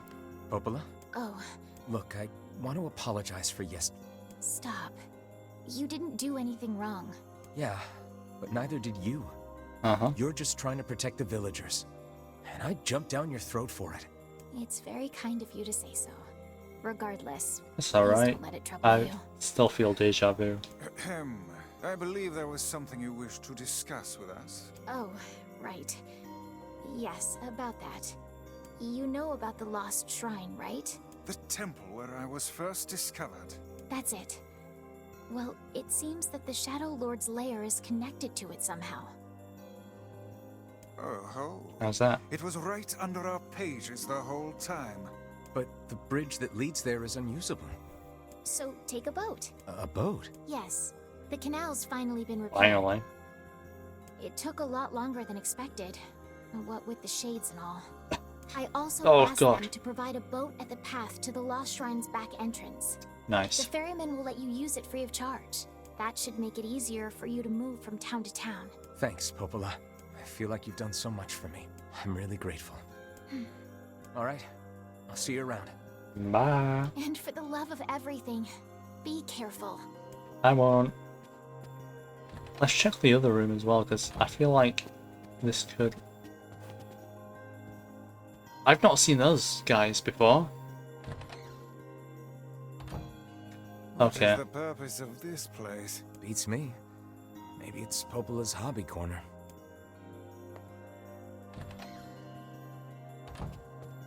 Hello, two small people I've never seen before. mister, how come I can't see Dad? I'm sorry for all the trouble, sir. Just don't worry about it. I think I'm beginning to understand.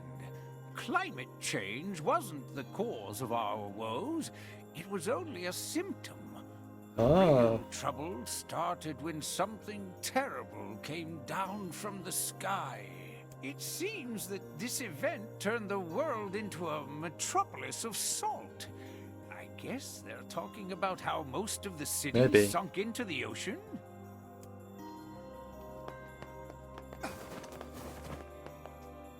Come on, let's go. Once I finish my secret dish, I'm going to feed it to Monodon. Then he'll see how helpful I can be. I think I was sick the last time I ate something that you had Path made. above the entrance to the shopping district should lead to the boat landing. I know, I've done this route already. Excellent to know the canal is finished. Hopefully this puts our days of running all over behind us. The faster we can move, the faster we can save Yona. Let's use it as often That's as we true. need.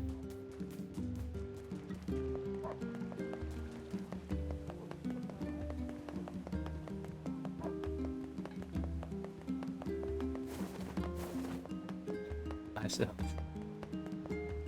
How much money do we have?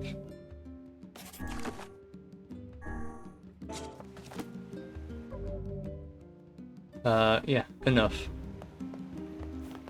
We've got the Phoenix Sword. Hey, look who it is. Remember me? Oh my god, it's you. Red bag. I might. Hey, Sure has. Apparently I did a pretty good job with it Nice. because they decided to make me the perp. oh yeah. Thanks. Still, it's not all. Anyway. Not Shrine Ray Pat. Yes, please. Get me to the new stuff. The Lost Shrine's up ahead, just past this cave. As well as the Shadow Lord's castle. Let us make haste. Let's see what happens to Kaine, because this is where she gets like taken over slightly.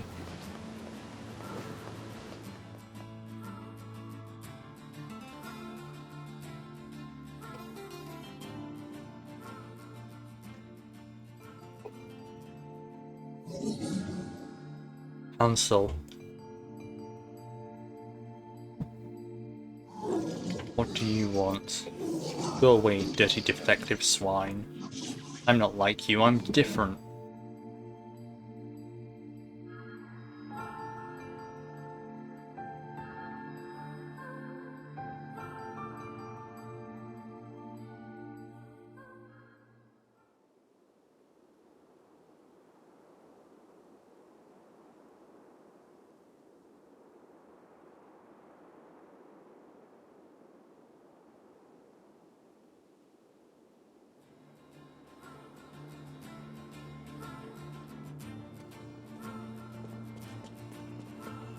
Let's get going.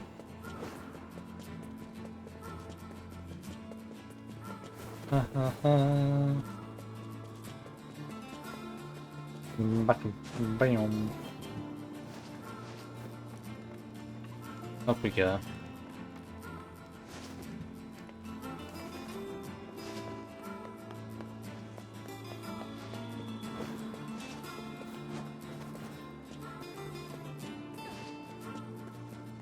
Hello boxes, do you have anything I haven't gotten? Medicinal herbs. Up we go.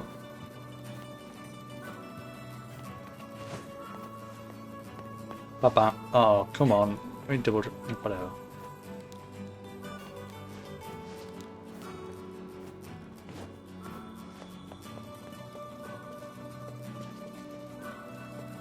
Balls. Oh, was there no gap? Or is this like later up here?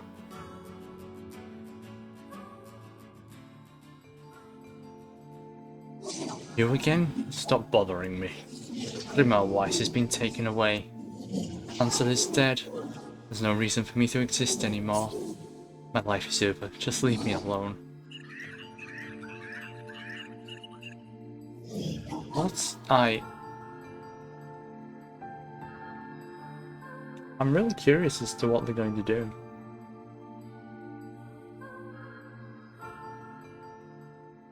Oh, Aren't fighting. you excited, sunshine? We finally get to bathe in blood. Iran. Don't talk to me. I want to kill so bad I can barely stand it. I forgot about these.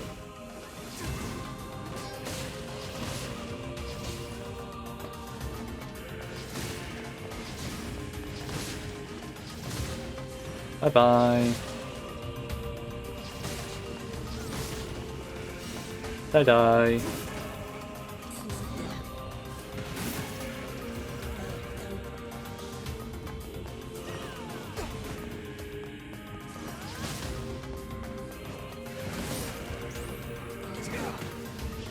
Cool. That was that guy. On to the next batch of enemies. Shit, spawn up here.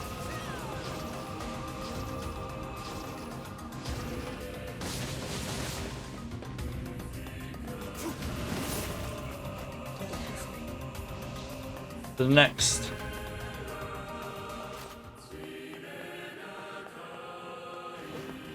A lot of enemies.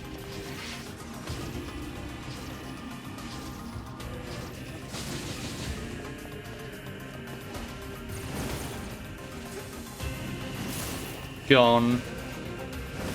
Gone. Gonest. Very dead.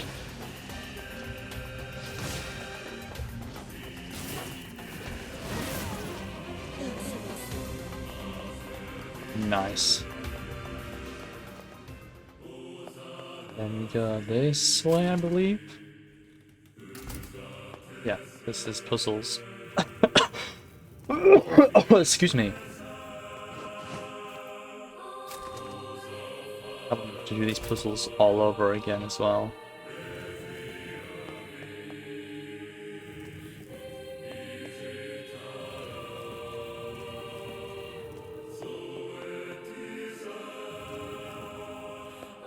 Okay, we've got to drag it all the way down.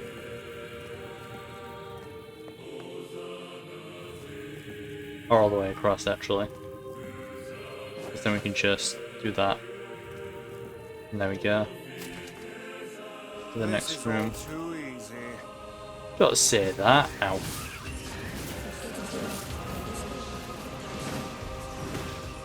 Excuse me, guys.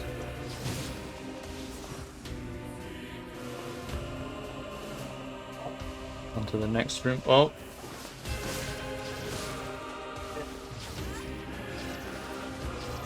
Pudding. I'll be right back.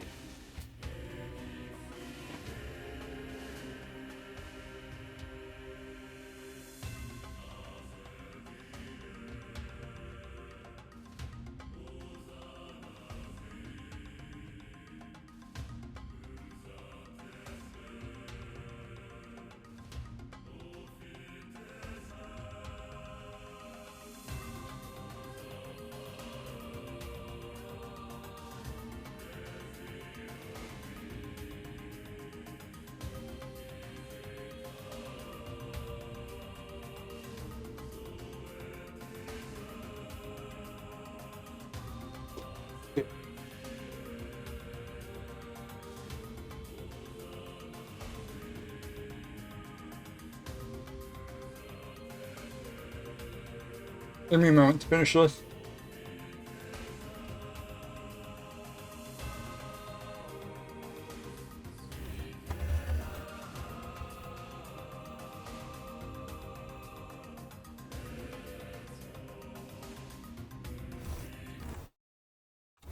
Okay. Let's continue.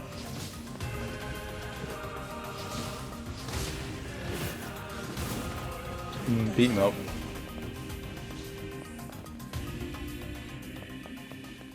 Nice. And this will be a boss, I believe. Or not. Oh, we can't go up there. So we've got to go through here instead. Hold on, let me get this. Never mind. Let's not get that. I meant through here.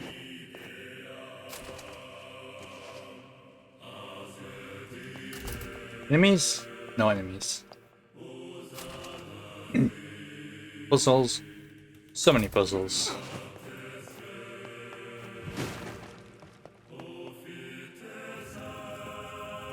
Do that. Over here.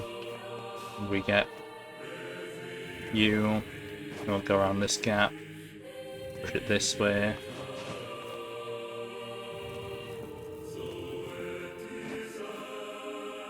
And I think this needs to go one more this way. And we can drag this along. Push it all the way along, and then we can get through the door. Yeah. And this one we can push these in. Pull this one out. Pull it down, then push it down. This one out, and then also push that one down. And pull this one down. There we go. And I'm guessing another fight will happen. Turn back, turn back. What's with these guys?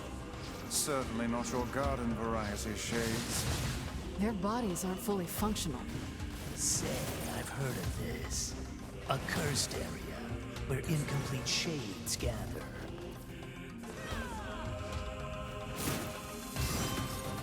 Didn't even notice you there.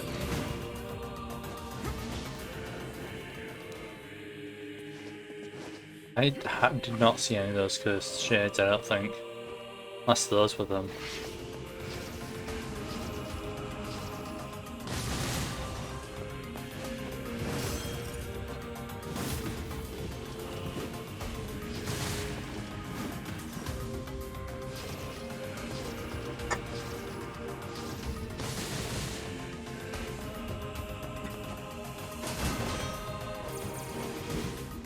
Well, I dodged instead of the right button. There we go.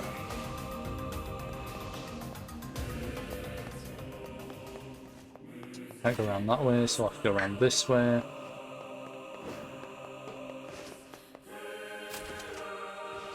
Where seems like we'll fight shades again. Or not? Nope, yeah, we are fighting shades again. Excuse me. That was quick, wow.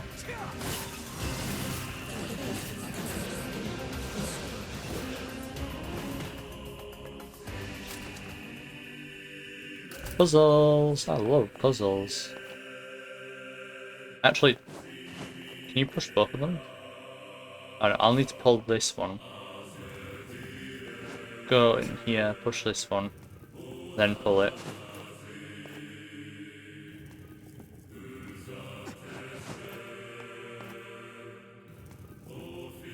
Like so.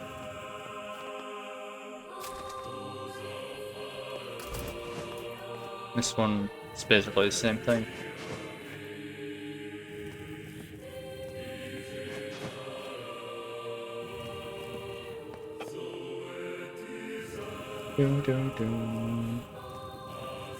Freedom! And fight time.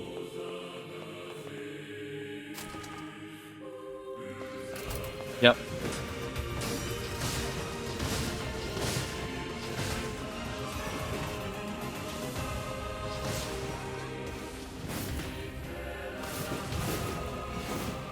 There we go. Got him. Next room.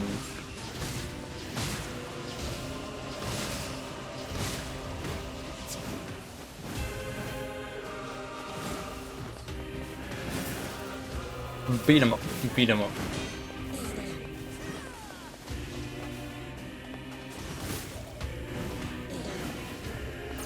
Yeah.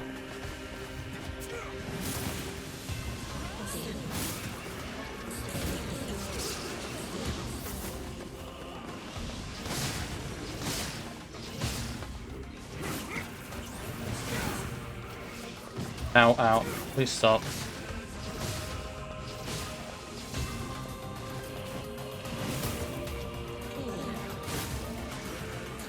Got him.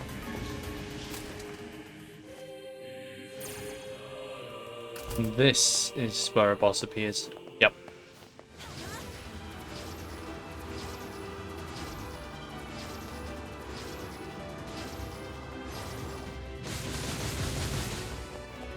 Oh my god.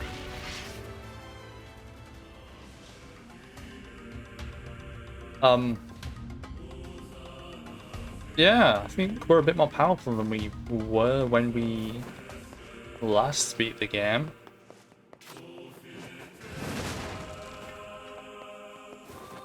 Yeah, we don't need that.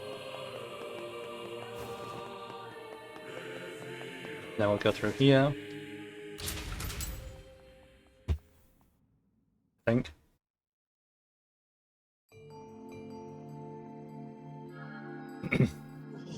I've treated you all poorly. Mocked you, betrayed you, all because you went gestalt before the change was complete. But after this, I think I can understand you. I think we can speak as equals.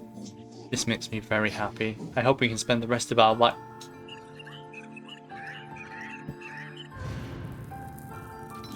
What was that?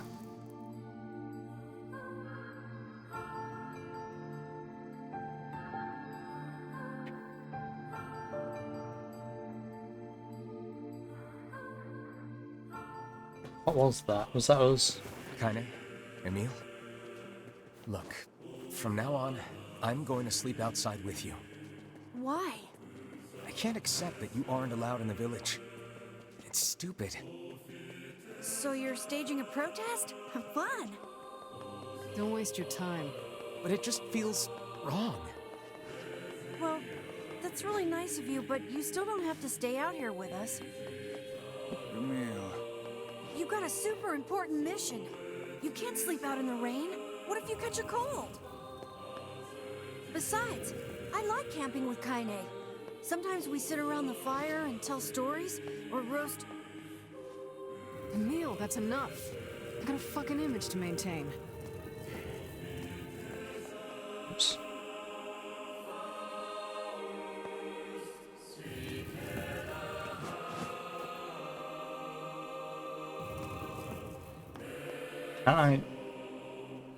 Am I dragging this the wrong way? I feel like I'm not. Oh, we're supposed to get up there.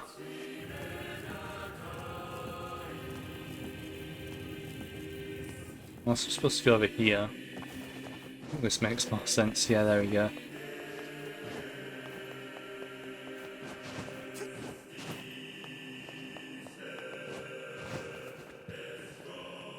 Nice.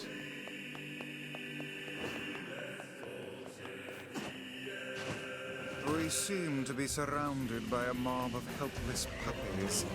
Just kick him aside.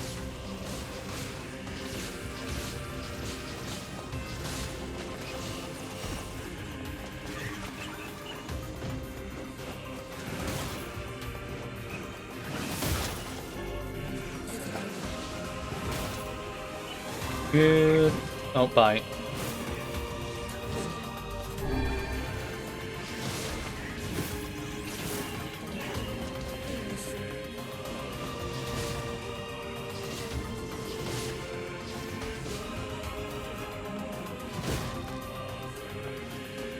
Got him.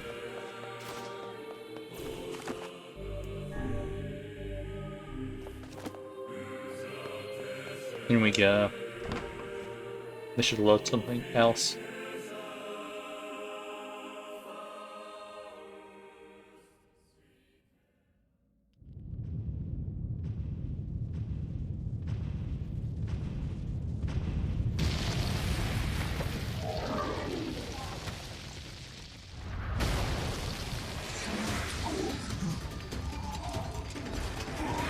Don't you touch them.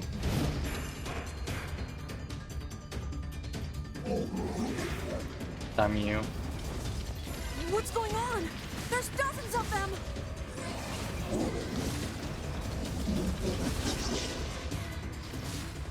These are creatures of the darkness. Lure them to the light. Pathetic to the end, I see. Aim for that statue. It's the leader.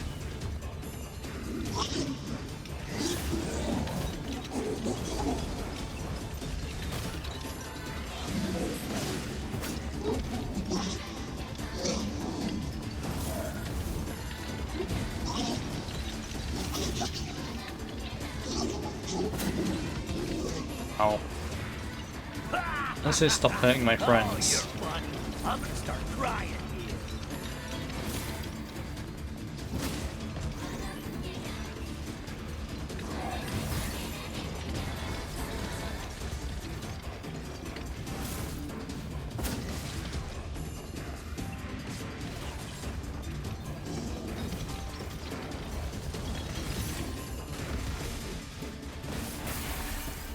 Whoa, got it.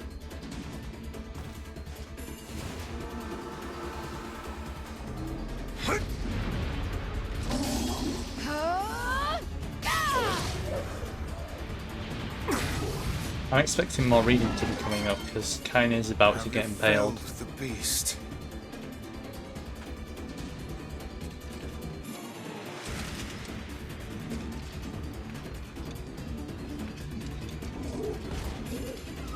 Those are my friends. This is one stubborn son of a bitch. Damn it, damn it, damn it! Hey there, Sunshine. You ain't feeling bad for this freak, are ya? Ain't no turning back now. You gotta lust for blood. Embrace the slaughter. All we know is the thrill of battle. Ain't that right, Kaine?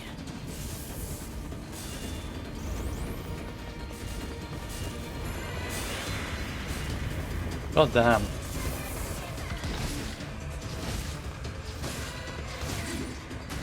There we go. Got him.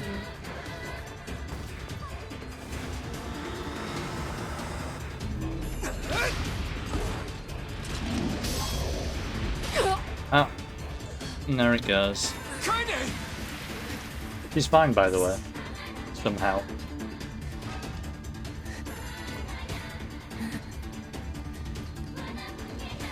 Oh, you're kidding me!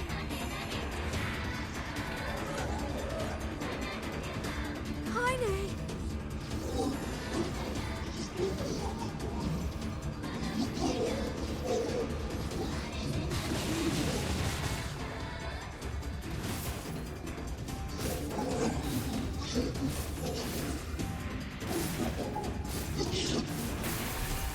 Got him.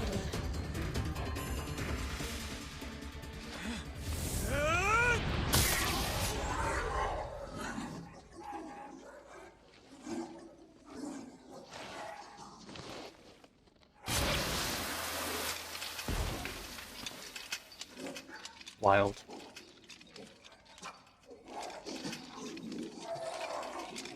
What are you gonna say?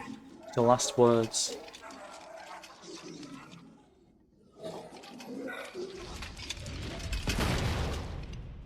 None.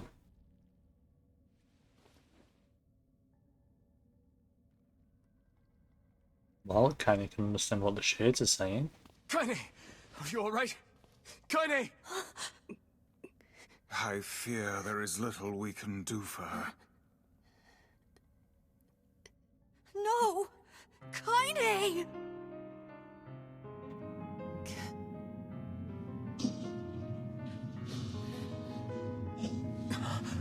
Get back. What is happening? It's all over for you, Sunshine. Kaine! Kaine!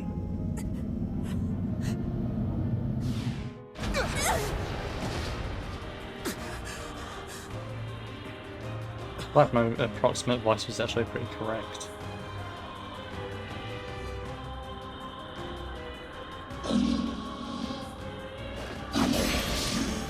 Virginia. It's Kaine's shade! We've no other choice. We must strike it down. Kaine! Come back! Kinda shouldn't even be a shade.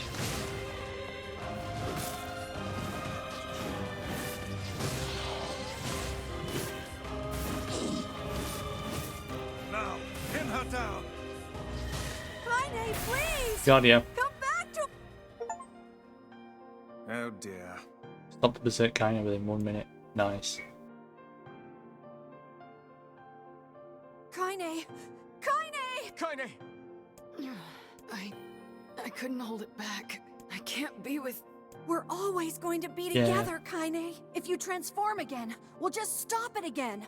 As many times as Exactly. it takes. I don't care how tough it is. We're gonna get you back. I like sleeping outside because I'm with you, Kaine. I'm able to ignore my appearance and keep going because of you. I'm weak, and I'm sad, and I'm lonely. But you make me strong. You're my friend, and I need you. So don't you dare leave me.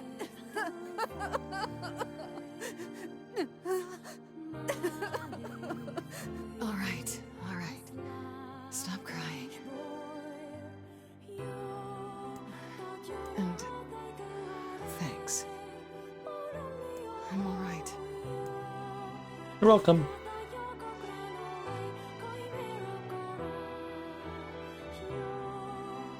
Oh, whoa, an item. I wonder what it is. Over there.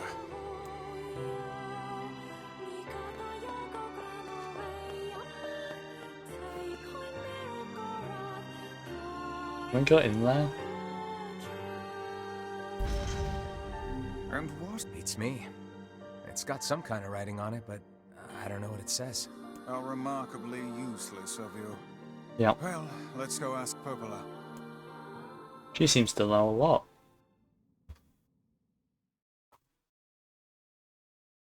It's a cipher of some kind. Can you determine its meaning? I think this is the key to unlocking the Shadow Lord's castle. Here, take a look at this. I wrote down all the words I can understand. I can understand a lot of them. This fragment is called the Don't know, Stone miss. Guardian. Given that you found it in the Lost Shrine, the words must mean something. There are spaces here for 4 other fragments as well. Sacrifice, the Law of Robotic, the Memory Tree, Loyal Cerberus. The Law of Robotics probably refers to the Junk Heap, and the Memory Tree might be the Forest of Myth. But as for Sacrifice and Loyal Cerberus, I don't have a clue. Sacrifice is the area and the Loyal Cerberus Not a is the problem. desert. If we want to fill in the words, we just run around the world killing every big monster we find, right? Oh, splendid. By all means, let us undertake Yeah, a let's murderous go. rampage. They're just shades. Besides, it's the only way to reach the Shadow Lord. It's a dangerous task. Yeah, well, Yona's in even more danger. But how can you even be sure that she's... Because she is! Right? Damn, drama. The Junk Heap and the Forest of Myth, yeah? I'm on my way. Please be careful. Oh, and listen. About Kaine and Emil. Yeah. The villagers know how much they've sacrificed, and they're thankful. It's just... they're scared, you know? People can't change overnight. I'll hurry them along the best I can. But can you please give them a little more time? I'll try. Okay, bye.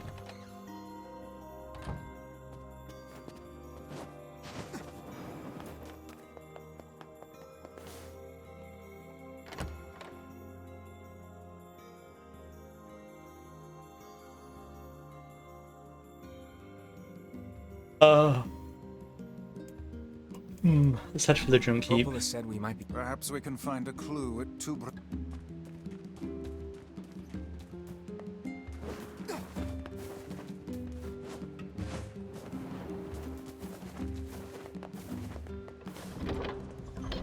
I feel like the only difference here is Kaine. Can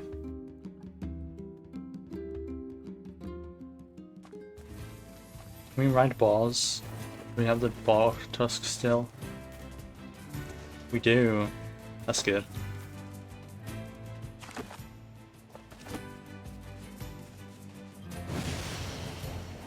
Look how fast we can go. Way too fast.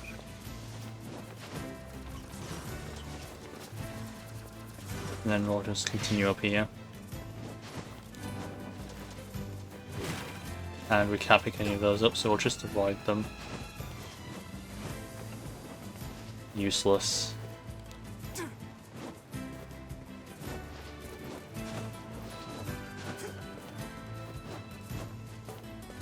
Nice. And then on we go to the scrap heap. Drink yard? The drink yard. That's along there?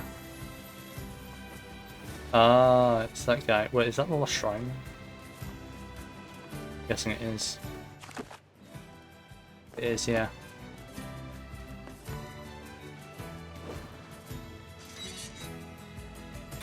Oh, my eyes.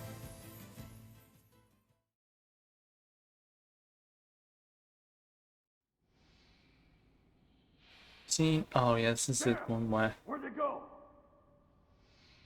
It's a different one. Get him! Don't let him escape!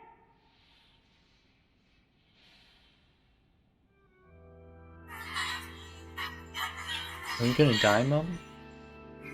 My child. I see. Oh, You're almost grown up now, my child. Stay strong. Oh, is that the one that took over the robot? Oh, was with the robot. You must run now. Save yourself. I'll challenge them and give you time to escape. No, you can't. Be safe, my child. Be safe and happy. All these shades aren't mindless. Promise me that you'll remember your mother. Come, wait. Let's go together. Here!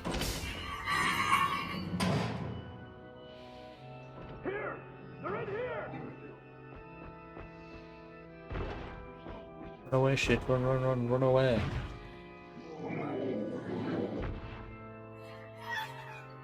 Oh, no, don't leave me. Oh my god, they are actually speaking.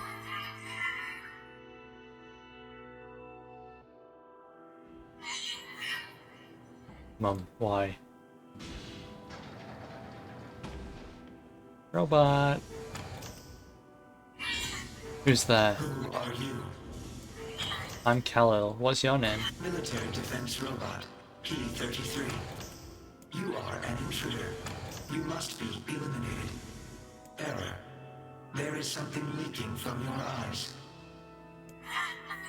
I'm crying, you big dumb robot. I miss my mum. What is crying? Who is Mom? It doesn't matter. I can't ever see her ever again because she's dead. My creator is also dead. He perished hundreds of years ago. Hundreds of years ago? Really? 874 years, 10 Aww. months, 14 days, 4 hours, and 43 minutes. 44 minutes. Aren't you lonely? I am incapable of being lonely, or missing others, or crying. I'm crying because I don't want to die. You will die. If the humans catch me, they're gonna kill me. Why will they kill you? Wow. I don't think I really needed to translate that one. I will not permit the humans to kill Khalil. Huh? Military defense robot P-33 will protect you. Why is his name P? You gonna help me? P-33 is charged with defending others. P-33 will defend Khalil. Good job, P. Oh, hooray. Thanks, robot. And since we're friends now, I'm gonna call you BP. I'm gonna call him P.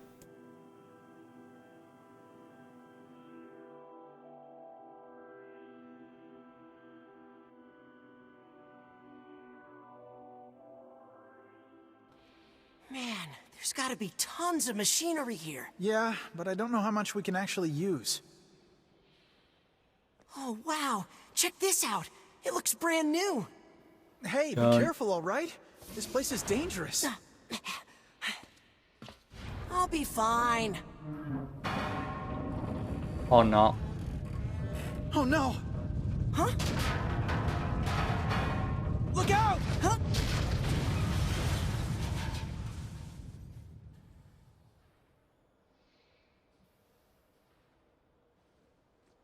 Huh? Huh?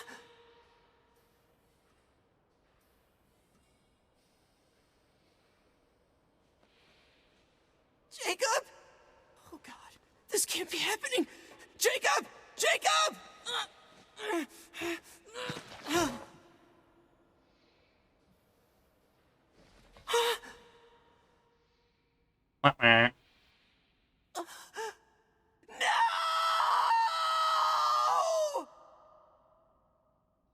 No. Hello, P-33.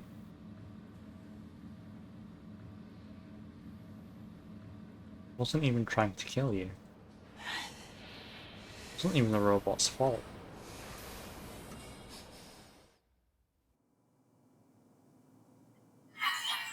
Wow, that was scary. The noise of the intruders caused the structure to fail. They should have proceeded with more caution. One intruder has perished. Oh, that's terrible. I don't think they were chasing me. They seemed nice. Oh, I feel really bad about killing all these shades now. The junk heap. Perhaps we should speak to the brothers. They might know something about this. More like the brother Steven's dead.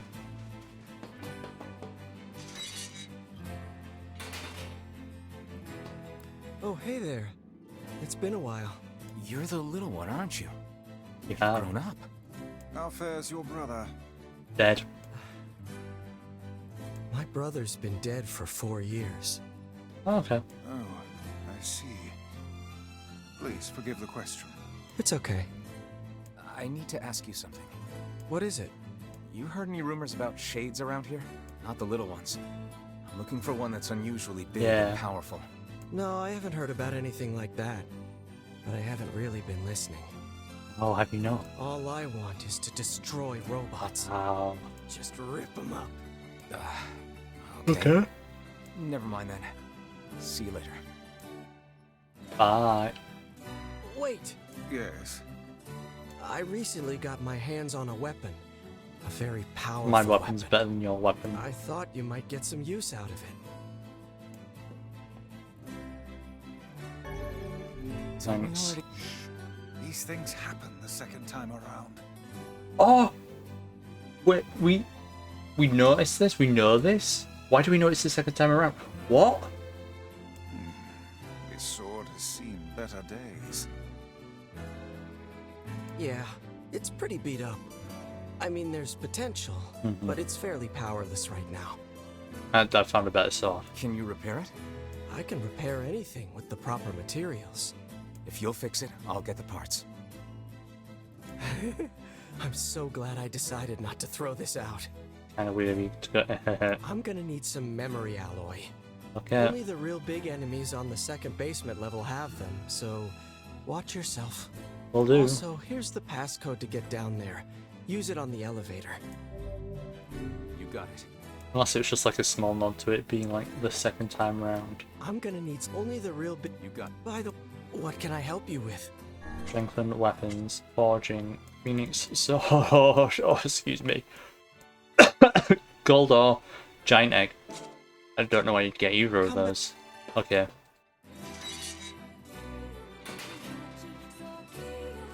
Let's get going. I'm not lost. You're lost. What a...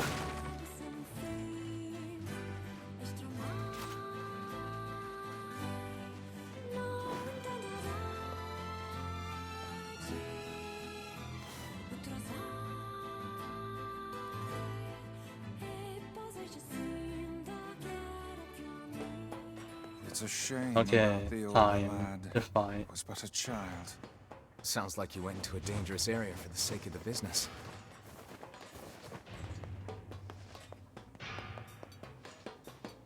It was this one did you go through? Yeah. P2, please.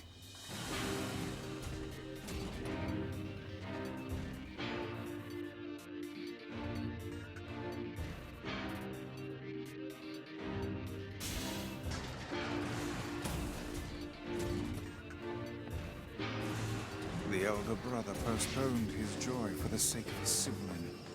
Do you you think he was ever truly happy? No. Just making his little brother happy would have been enough. Oh yeah, that's true. What being an older brother is like.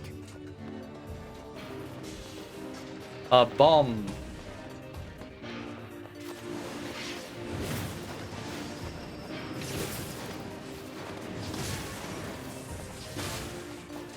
Yet defeated.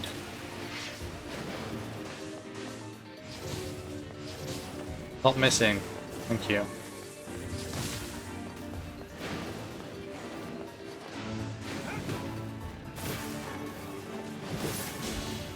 Also get food. Thank you. Which way was it again? The other way. We can get through there eventually. Oh, not this stupid bit. I hate this bit. Best thing you can do is this. Oh, we can make it go faster? I didn't know that.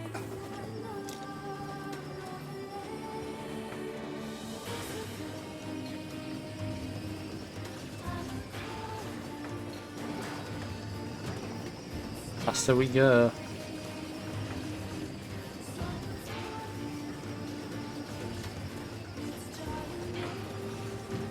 Ow, ow.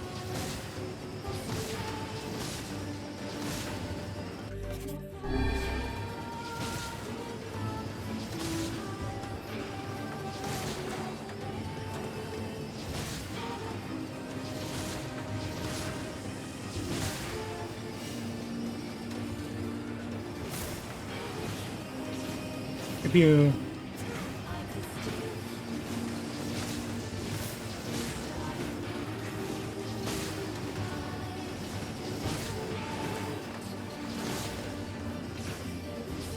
There are a lot behind us. Oh, Sal. Pretty please. Oh, I could have just been dodging like that. Fair enough.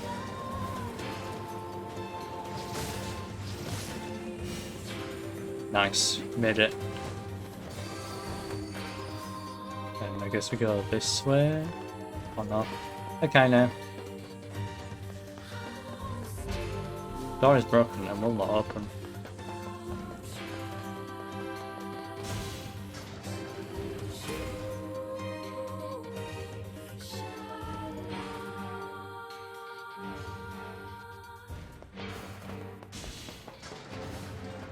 Hello, room. This is where the boss is, yeah? Yeah. Mini boss. Or is that P33? I'm not sure anymore.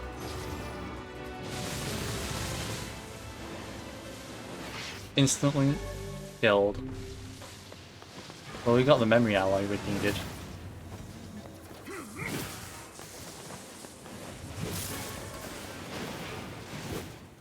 Stop reversing and get hit.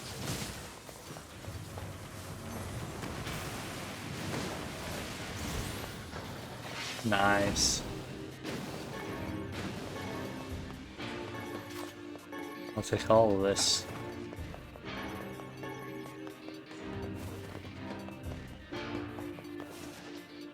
On this side? No. Not which way it's supposed to go. Probably this way though.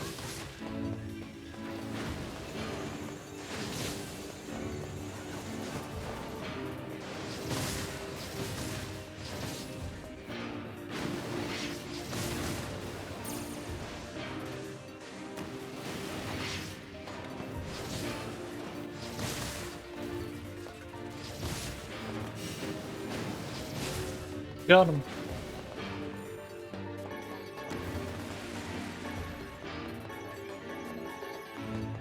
Give me all the stuff. The door is broken, will not open. Oh well. Let's continue this way then. Excuse me. Red.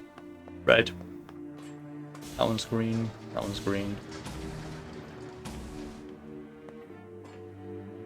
I wonder what's this way. can also go this way. If we did so wish. Yep. Oh, we can go through here anyway. Where are we now? I feel like we didn't even need to come here.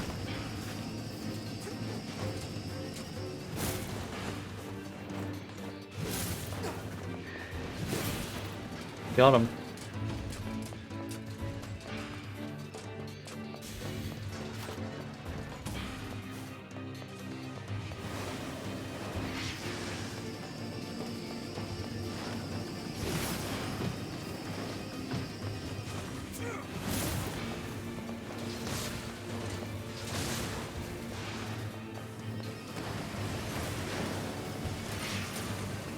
Phew. All broken.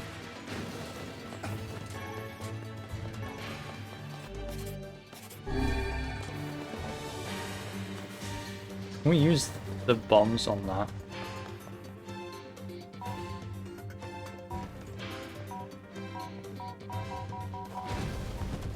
Yep, we can. I feel like I'm not going the right way whatsoever though.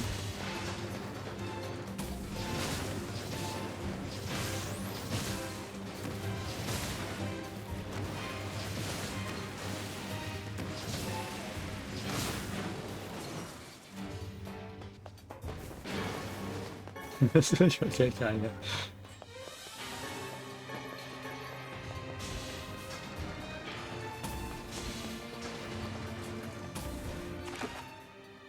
Where am I? Oh, I'm in that last room.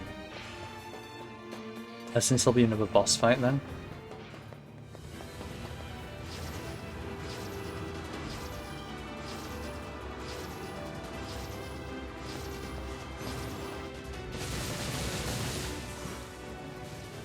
Damn, weird.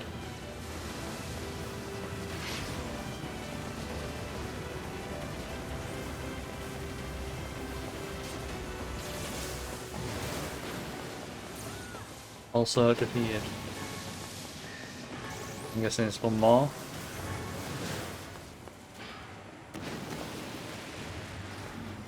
It's just those two. Now it's these things that we need to fight. Nice.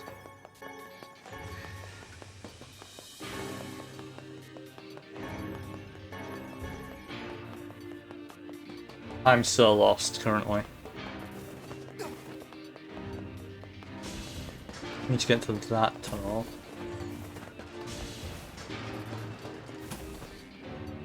I think we need to go that way. No, we need to go to the junk heap depths, which are up here.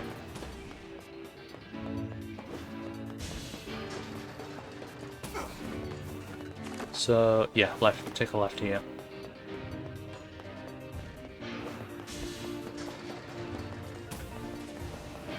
And yeah, we get stuff out of here that we need to shoot.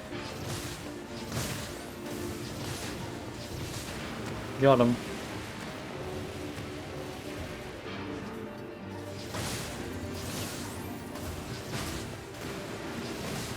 Next. Actually, not next. I'm a bit out. But I would say if I didn't have this awesome spell now that works a lot better. Nice. So much stuff for us.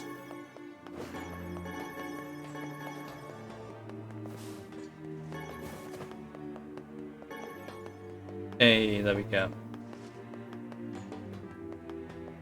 There we go, to the depths.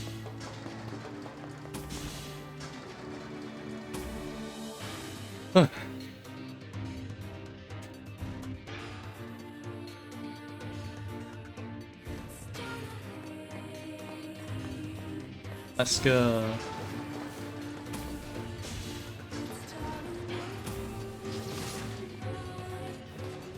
We go up or down? Looks like we can only go up.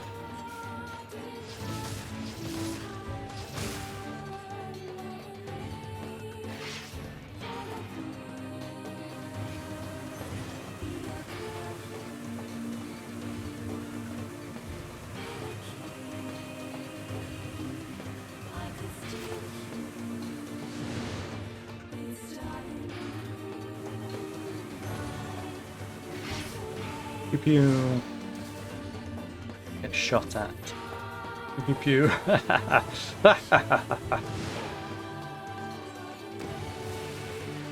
Yes, you dropped apart. Severed a cable. Nice.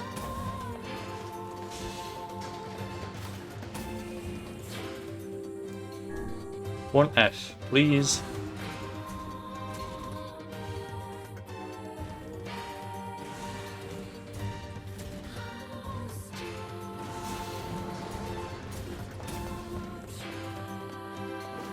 Yeah, right place.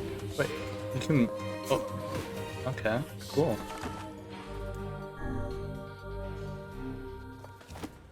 And then we drop down.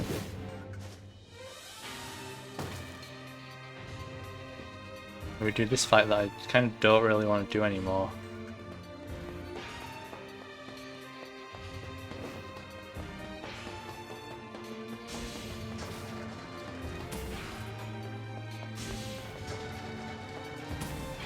Excuse me, what? I thought I did this fight on here. Is it different now? Oh, can't go across there. Guess it is.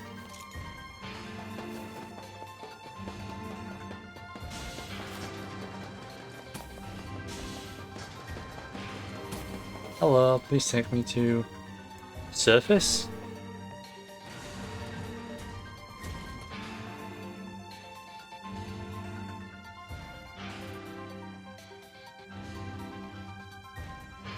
Well, now I'm confused.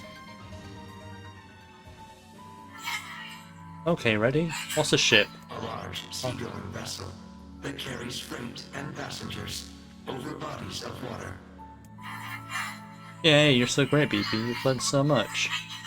You have taught me much, Khalil. You have helped to expand my vocabulary. You have instructed me in the ways of the outside world. Well, there's tons of stuff I don't know either. Maybe we should leave here and go explore the world. Because we are friends. Yeah. That's right. Yay, it's gonna be fun.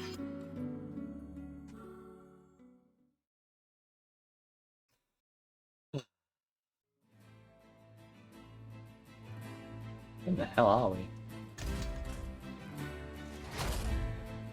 We'll go back through there if you want. Where? Mouse.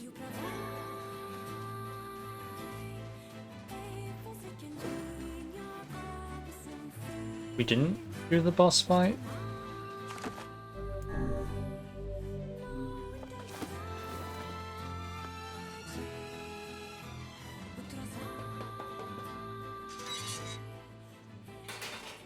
Hi, there was no one there. That's some pretty impressive stuff you found. I'll start upgrading your weapon right away. Oh, right. And since you did me a favor, I won't even charge you for it. Well, actually...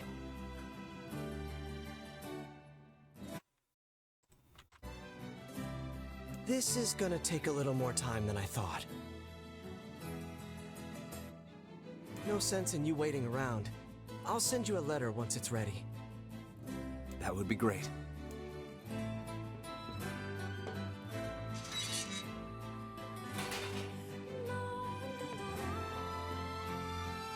It appears we have some free time on our hands.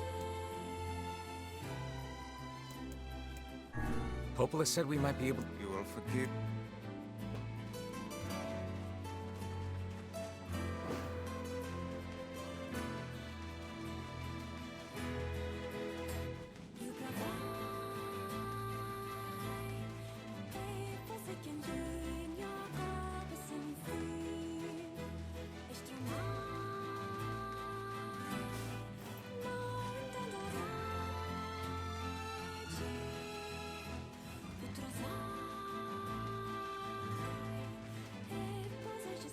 Okay, and welcome back.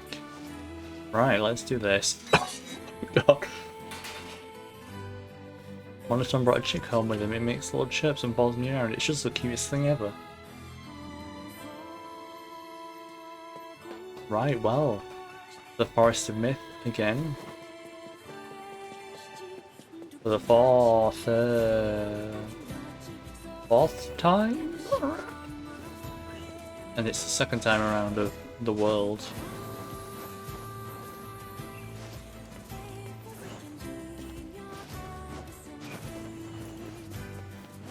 Oh, you can shoot like that, that's cool. Can I just jump off? No, thought not. Is there no boss sleeping down here? Yeah, there is one actually, it's up there.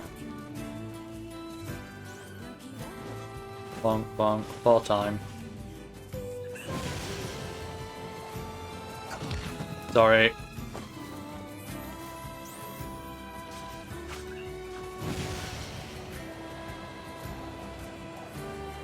Slow down.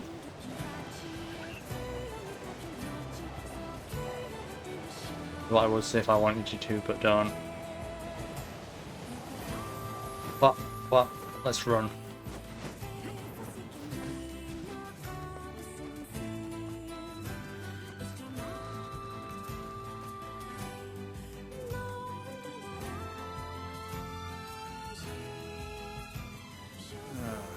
The home of that blasted dream.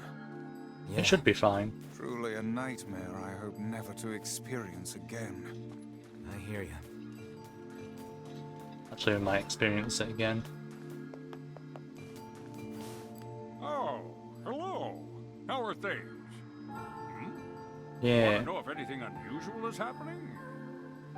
Well, I have been feeling a rather strange presence whenever I visit the Divine Tree. Maybe it's that. The Divine Tree? It's a legendary tree that exists in the heart of our village. Did you investigate the cause of this presence? That one probably. Not really, no. And why not? Well, we're not really supposed to go near the tree, except for... And why is that? I don't know. It's just how things have always been. Weird. Actually, the tree dream might be a bit different.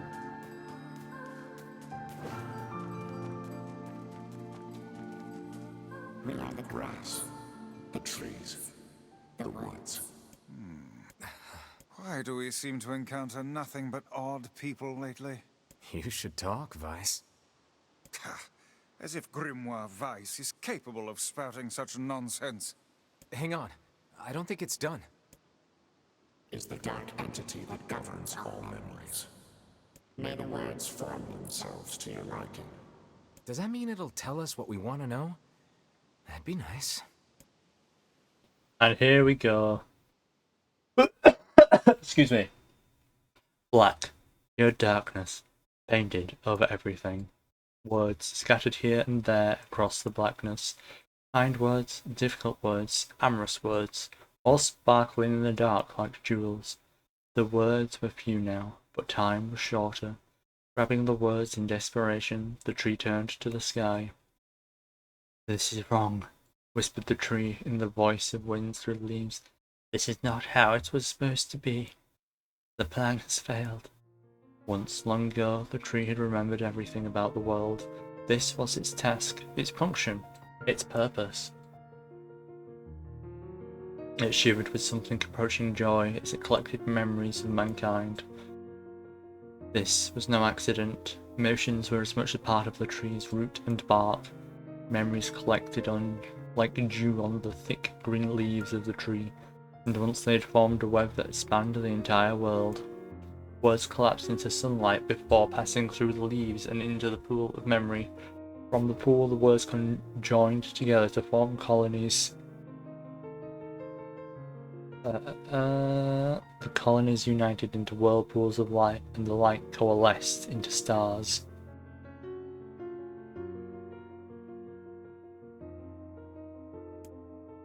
Each star was a child of the tree, and I loved them all. Look at my memory. A child here, brought low by disease. He's far too young to have suffered so. Thin beyond words, the boy's skin is a shade paler than the bleached sheets upon which he lies. His parents no longer visit him, for they cannot bear to watch him suffer. The doctors have long since surrendered his fate to the gods. The boy too has abandoned hope. Strange emotions, weariness, hatred, swell within the dark recesses of his young heart. He tries to reject the black terror that germinates in his body, but no amount of effort or tears can drive the invader away. He has long ceased to resent his parents and doctors. Once he did, but now his pain is so great that there is little room in his heart to think of others. Only one person brings the boy comfort, a healthy young girl with tan skin and deep blue eyes. Still haven't seen her yet. She is a beacon of brightness and light in the boy's world. Her very presence is a comfort to him, for he is unable to look upon her face. Whenever they meet, the boy is filled with loathing for his own state. Soon this loathing eats away at what joy he receives from the girl's visits. The girl will stop coming. He knows this. His every waking moment is spent in fear of this day. He thinks that if he could talk to her, he could tell her of this feeling. This might not be so, but this conversation never happens. The girl disappears, the boy dies alone. The tree scoops up his memory and carefully stores it within itself. Etched upon it is a single word: envy. Look at my memory. There is a female warrior. Her greatest enemy is a beast with red eyes that she cannot fully comprehend. When she strikes it with her sword, it turns into a pillar of salt and dies. But when the white smoke clears, a new enemy rises, and another and another. The warrior knows that her struggle is folly, but fighting the unending stream of enemies fills her with a sense of joy and purpose. Somewhere, deep in the warrior's drug-addled mind lies a vague memory of a daughter. The child exists, or perhaps the child exists only in her head, the dying remnants of a powerful dream she does not know. Her friend and fellow warriors come and go, some flee in terror, some eaten. She began the fight with 33 companions, but most are gone now. The warrior's body shudders. She does not understand why at first. By the time she hears the fierce, low sound, the arena is already enclosed in darkness. Looking up, the warrior sees a beast so large it blots out the sky. She is laughing. She's been doing so for as long as she can remember. Covered in blood and dirt, the warrior laughs. She laughs and laughs until the tower that contains her daughter collapses into a pile of dust. This memory has been stored for a long time. It is etched with a single word: loss. Look at my memory. A red dragon falls from the heavens. That memory has been lost. A shame. It was a favourite of mine. After many centuries of existence, the tree saw that its carefully labelled memories were beginning to dwindle. Once seemingly infinite, the memories now seemed ready to disappear forever. The tree did not feel sadness at this. Grief was an emotion beyond its comprehension. It did, however, have a distinct feeling that something was missing. The mountain of memories it had so carefully assembled disappeared. The tree stretched its branches as far as it could, but new memories refused to flow. The pool of memories was a black, empty pit, a hollow place where life had once flourished. The tree had lost its purpose. There was nothing to be done but sift through the few remaining memories littering the ground under its branches. This is why the tree was pleased when the young man and his companion entered the room. Well, this place is gloomy as hell. The room Monotone had entered was almost completely empty. All he could see were a few crystals scattered haphazardly on the ground. Picking up one of the crystals and peering into it, Monotone suddenly saw a familiar sight. It was the Forest of Myth, its village of prisoners of their own dreams. I apologize, the tree thought. That is all that remains. As Monotone stared at the jewel, bewildered, a voice suddenly called out from the depths of his mind. The voice implored them to listen. It was an order. Following it was mandatory. Abruptly, the pair realized they must listen. They must listen. Look there. A small, shadowy presence appeared from beneath the floor. It appeared to be a shade. The shade grasped several jewels in its hand. More jewels tumbled out of its mouth like shards of broken teeth. Sights and sounds tinkling from each one before vanishing forever. The creature was abusing the memories, treating the precious objects like a collection of cheap playroom toys. This shade appears to be consuming memories. These things need memories? The tree extended a branch towards Monotone. Without a second thought, Monotone brought his blade down on the shade, tearing its stomach wide. Jewels burst from the shade and poured across the chamber floor. Look, thought the tree. There is the conviction memory I had lost. Satisfaction, and many others as well. Yes, this is good. The tree opened its mouth and attempted to speak, but no sound emerged. A millennium of silence and solitude had caused the tree to forget certain things, but rather than be upset, it greeted the development with a good cheer. Focusing all of its power on the riddle of speech, the tree formed a kind of makeshift vocal cord and tried again. I implore... It spat out a glimmering green jewel. One more time. I implore you. There we are. What was the colour of the lost envy? Green. You let it slip through your finger. Come on, we have to go back to... What? It wasn't green? It was green last time. Is it blue?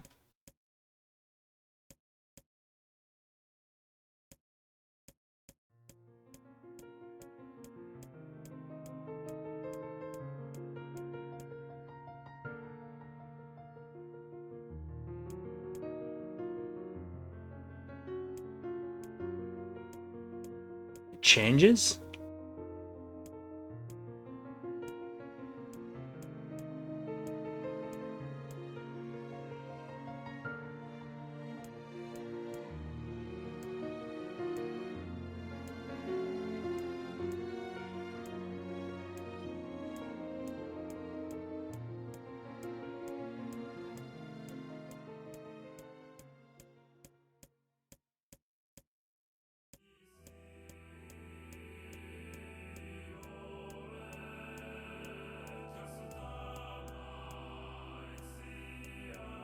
So it was blue? Oh. Come on, we have... Okay, so I have to actually pay attention. Excuse me.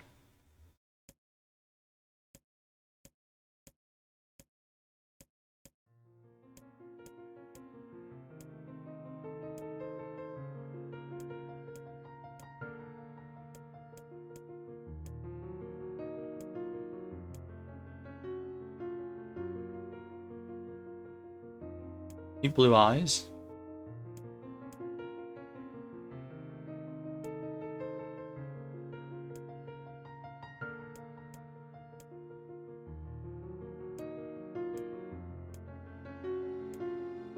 So it is green?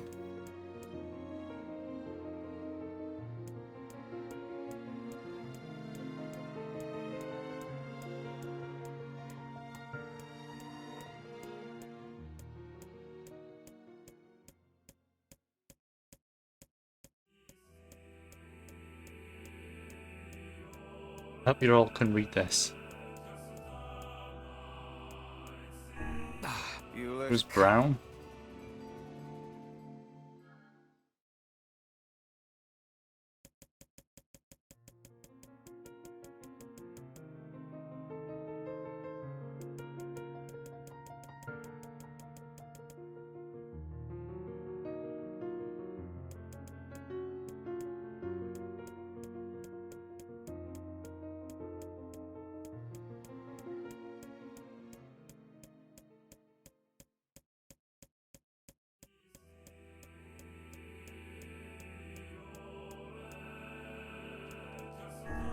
You let it... Come on, we have... I clicked the wrong button. Let's try again.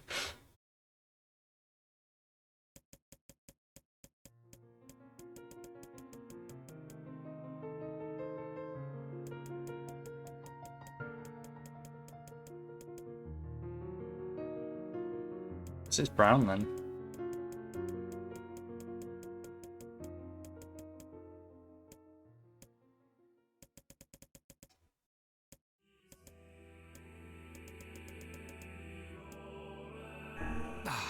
You let it... Come on, we have... Blue?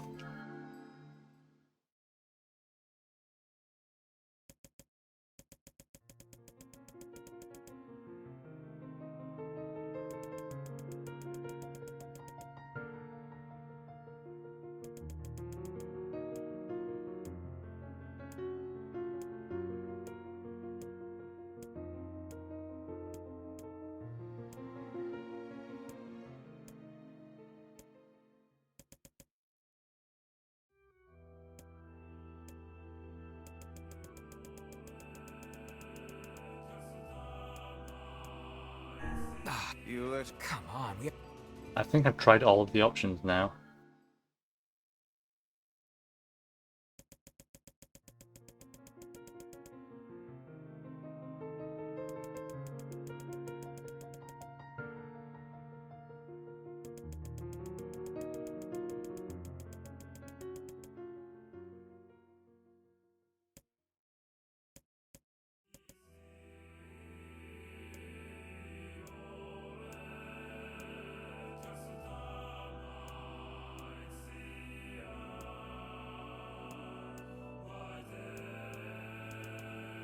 Green. It's Mark, the shed his intelligence and emotion. Who cares? Monotone brushed twice his opponent aside as his sword sliced through the shade's right arm. The shade extended its remaining arm to Monotone. I must touch him. I must make contact. The moment its fingers brushed against Monotone, the tree felt a warm sensation begin to burn. Something hot coursed through its fingers, up its arm and out its entire body. It was emotion, more than the entity had felt in centuries. The tree cried out in surprise and joy. 1,000 years alone, 1,000 years in quiet contemplation, the tree felt it was going to break apart. For long centuries the tree had been alone, its heart sealed with heavy chains, but no more. New, powerful emotions began to take hold, causing its heart to lighten. This was more than the simple emotion it had been designed to feel. It was the beginnings of a soul, and the young man was the key. This was the promise made long ago. This was how it would be released. The tree's stomach began to throb in pain, a new unpleasant sensation, but the time was not yet right. I implore you, how many were lost by the warrior who fought the red-eyed beast? Her daughter at 33. You let it... Come on, we have to go back. Okay, so it changes each time.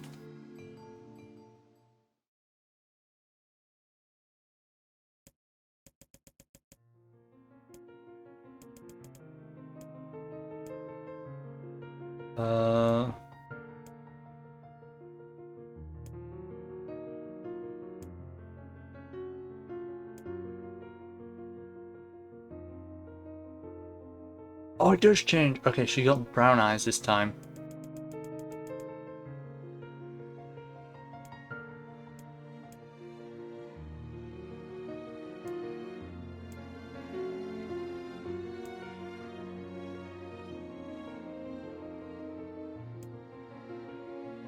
Three.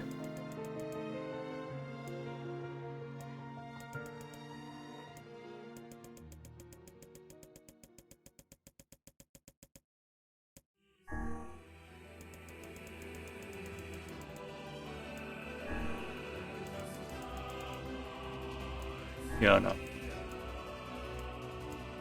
Light was complete, the memories disappeared, the tree's identity began to dissolve. As the letters slowly faded, Monotone was drawn back to the real world, and the tree was satisfied.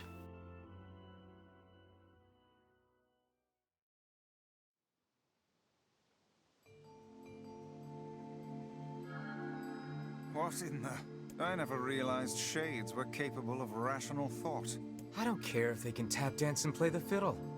I just want to kill him without all this hassle. With the tree defeated, we no longer have to worry about being buried in its world of letters. Unless, of course, time itself begins to rewind. Aha, how ironic.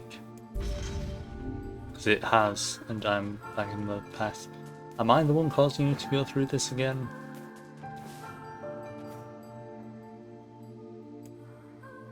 Let's go check if there's a letter.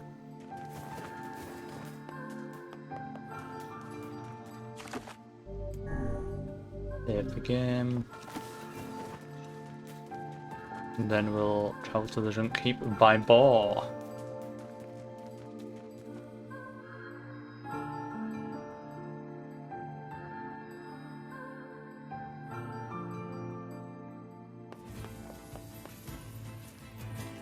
Boar time.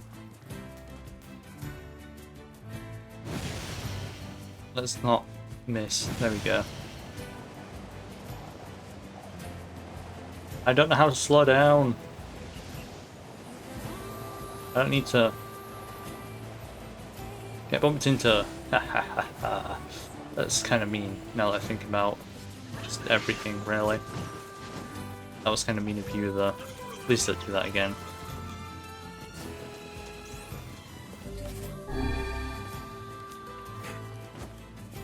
Yeah. Thank you for all the medicinal herbs.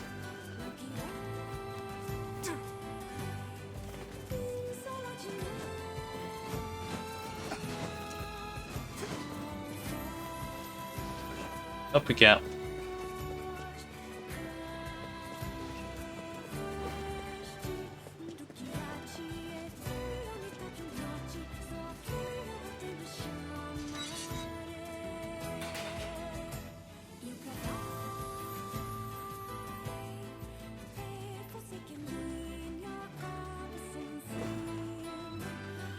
I think we'll do this one and then that'll be the end of the stream.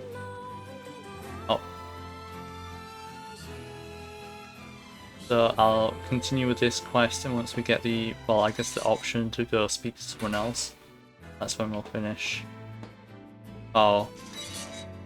I should have gone to the village, not to him himself.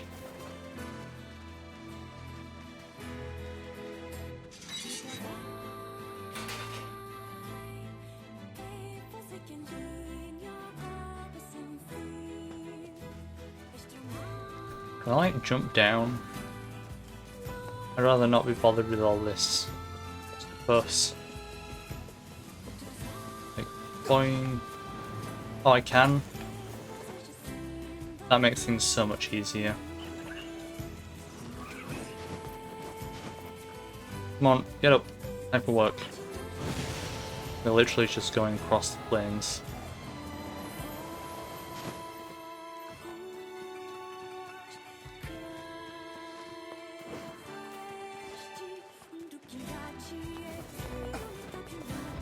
Me in.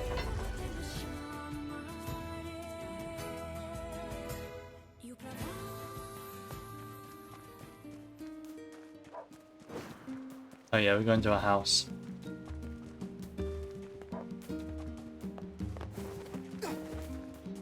Anything? You have a letter? This is to inform the upgrade work is complete. Person. He's done a lot for us. Off to the junk heap. Excuse me.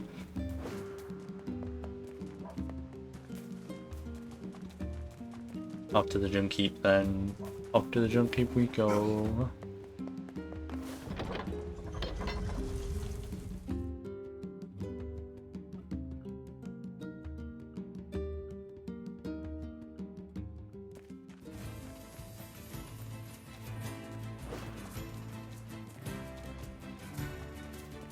Hello, bar. It's time to go.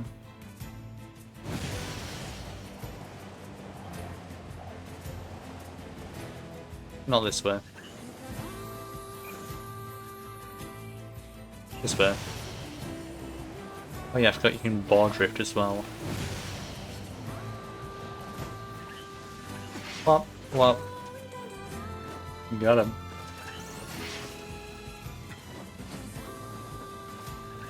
Fair enough.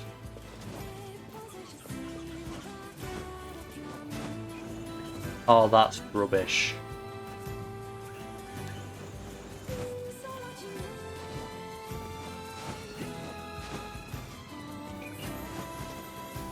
Up. There we go.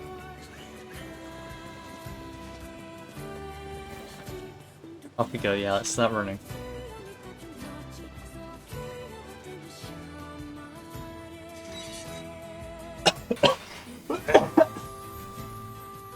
Ow, excuse me. Hello. You have a personal request?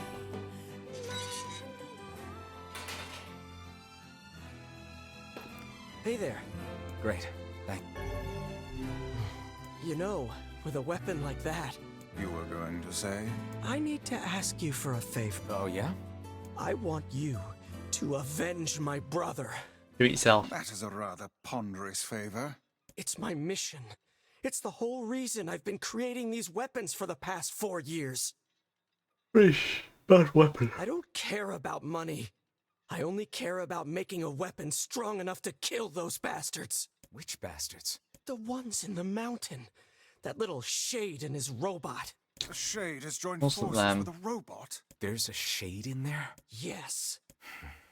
And what have we decided, hmm? We're gonna kill it.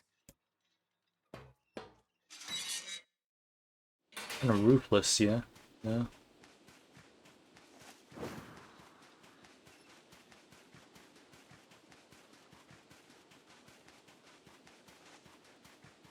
Well, I guess we're gonna go kill a robot and Jade that are just innocent.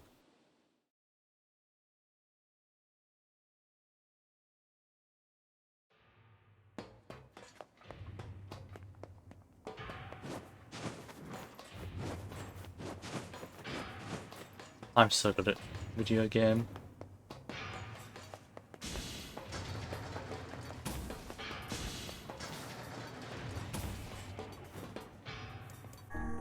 B2, please.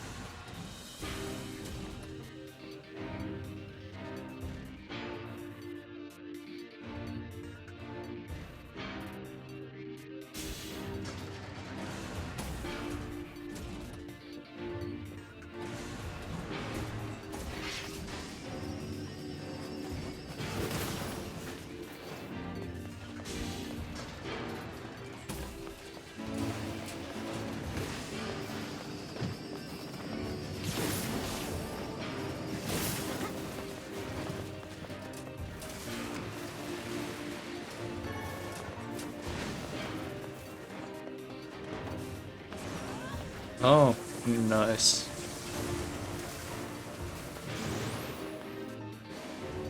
Use me.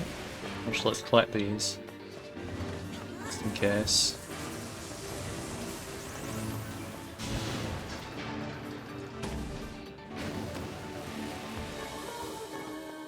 It's always good to have some things.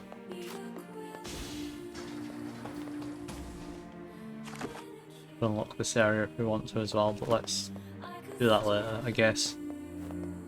Because we got to do this stupid thing.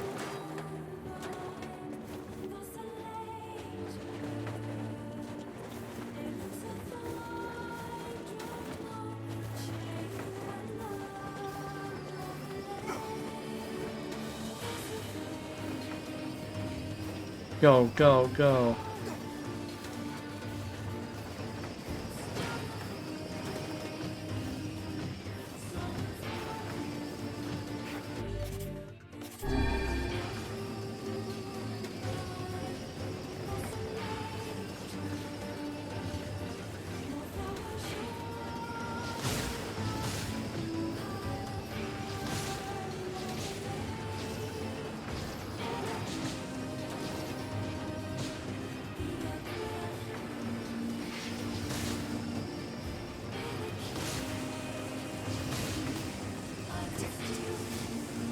Ow, stop it.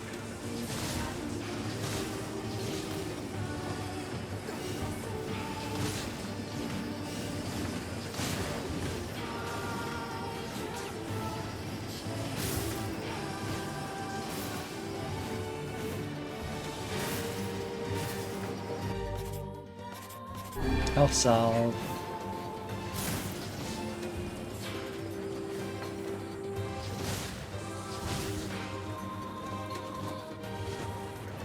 There we go. Okay, now.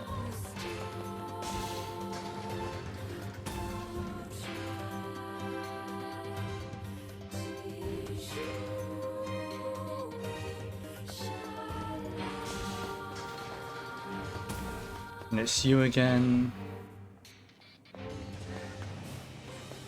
Oh no, whatever shall we do? Surely I won't defeat you with like one of these.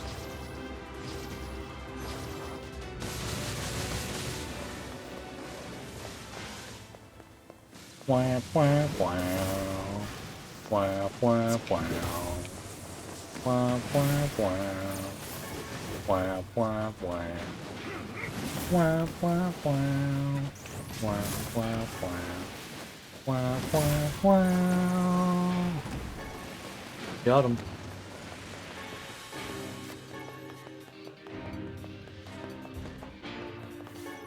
I can't remember the direction we came from while we came from that way, so we'll go this way.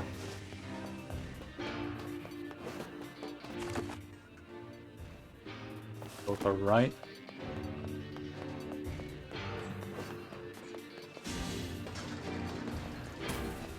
Oh yeah, I've got this to deal with now as well.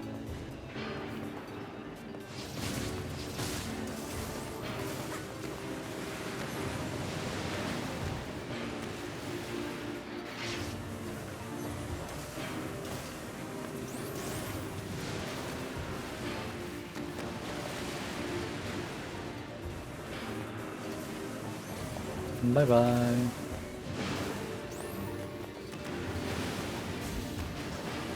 Nice. All this stuff to get as well.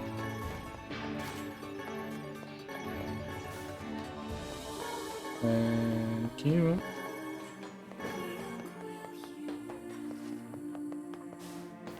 Depths are this way. Yep.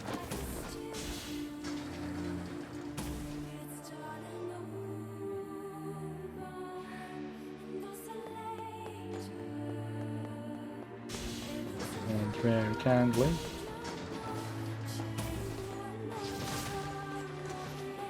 And we'll climb up.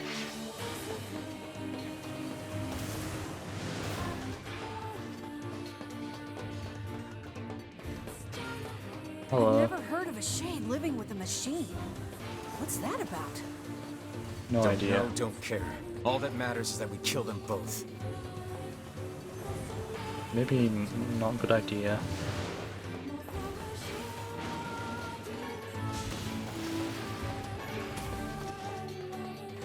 And through here.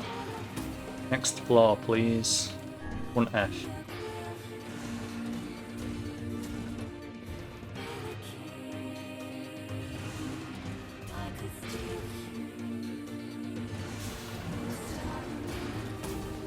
Hello. Yes, that's the It hole. seems we have found the entrance to our robot friend's hideout. Right. Let's head down. Are you mad? We've no idea what lies below. Yeah, it's alright. It's going the long way around. Come on.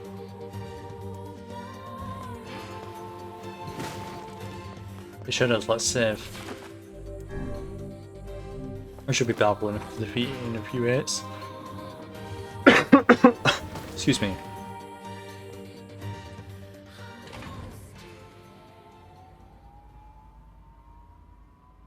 Well, that's our exit taken away.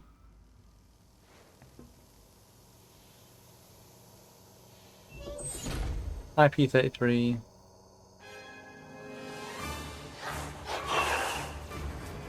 Oh, you attacked first.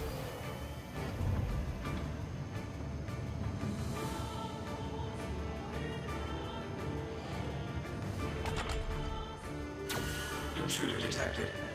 Scanning. Scanning. Exterminating.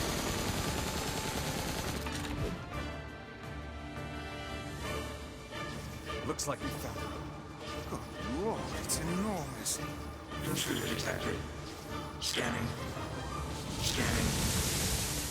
Exterminating.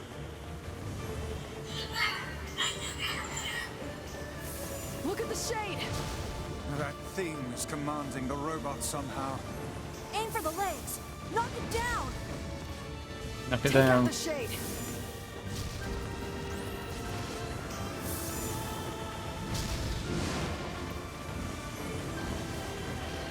Bye bye. Ping. Ping. Ping. Ping. Keep your weight, that's enough. I'm gonna be destroyed if you keep fighting. Must defend my mission. No, I can't live without you.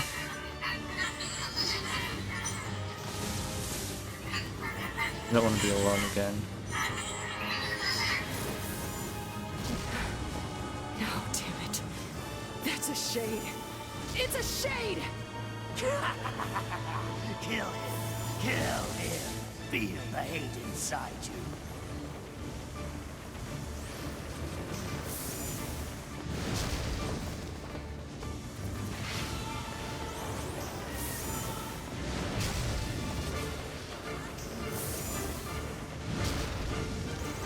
Yay, murder.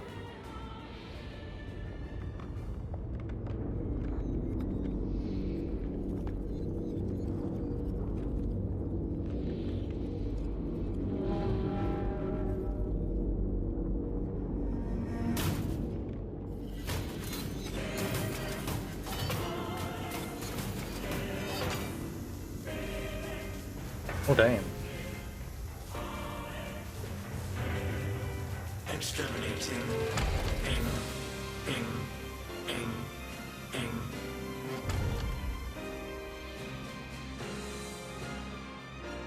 This thing can transform?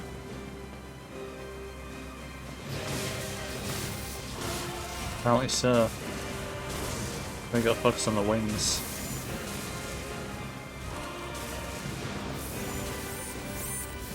And oh yeah, this bit.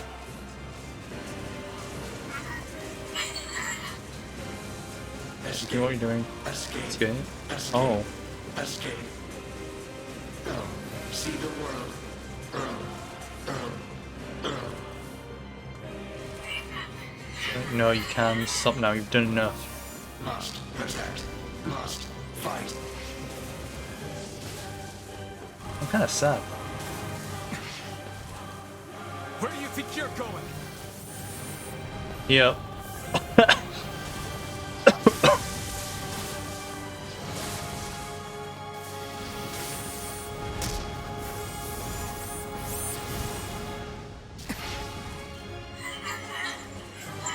Thought BB's my best friend in the whole world. Stop hurting him. I can't understand you.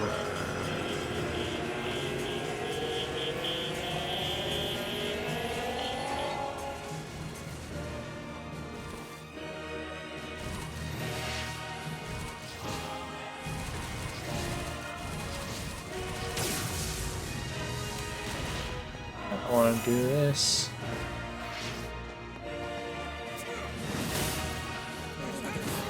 Feels so wrong.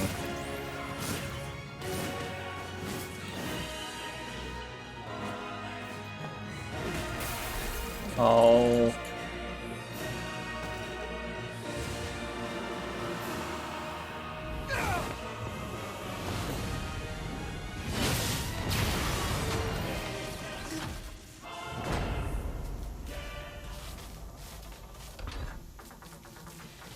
Must defend my mission.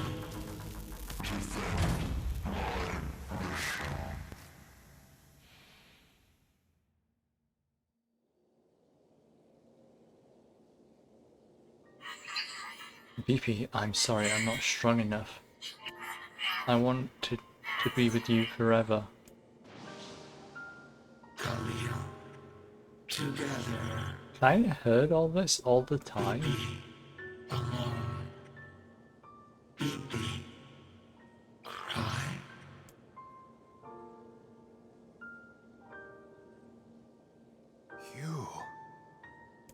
You stupid machine! You killed my He family! didn't do that. You took everything from me! Why did you have to be here? Why you? Why? Beautiful. What a perfect example of humanity.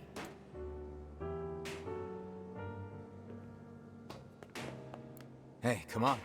That's enough. I did it! Now that this goddamn thing is dead, I can forage wherever I want. And so I need Just to really wait, become you friends with the goddamn machine. Freak! Now I can make all kinds of powerful weapons. Just leave it to me. Leave it all to me. Look, we get it, okay? Really?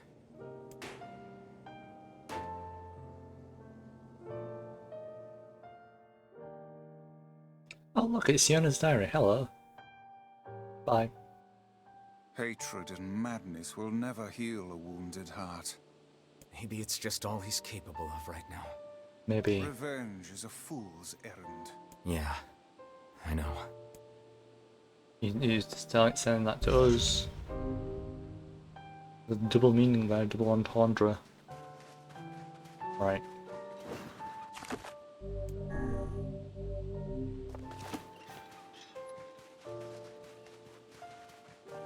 And then... Maybe Popul has found some information. Very well. Okay, and that will be the end of today's stream. Thank you all for watching. That was insane. Now that we're playing Kaine's story, we actually hear what the Shades are saying and the robots.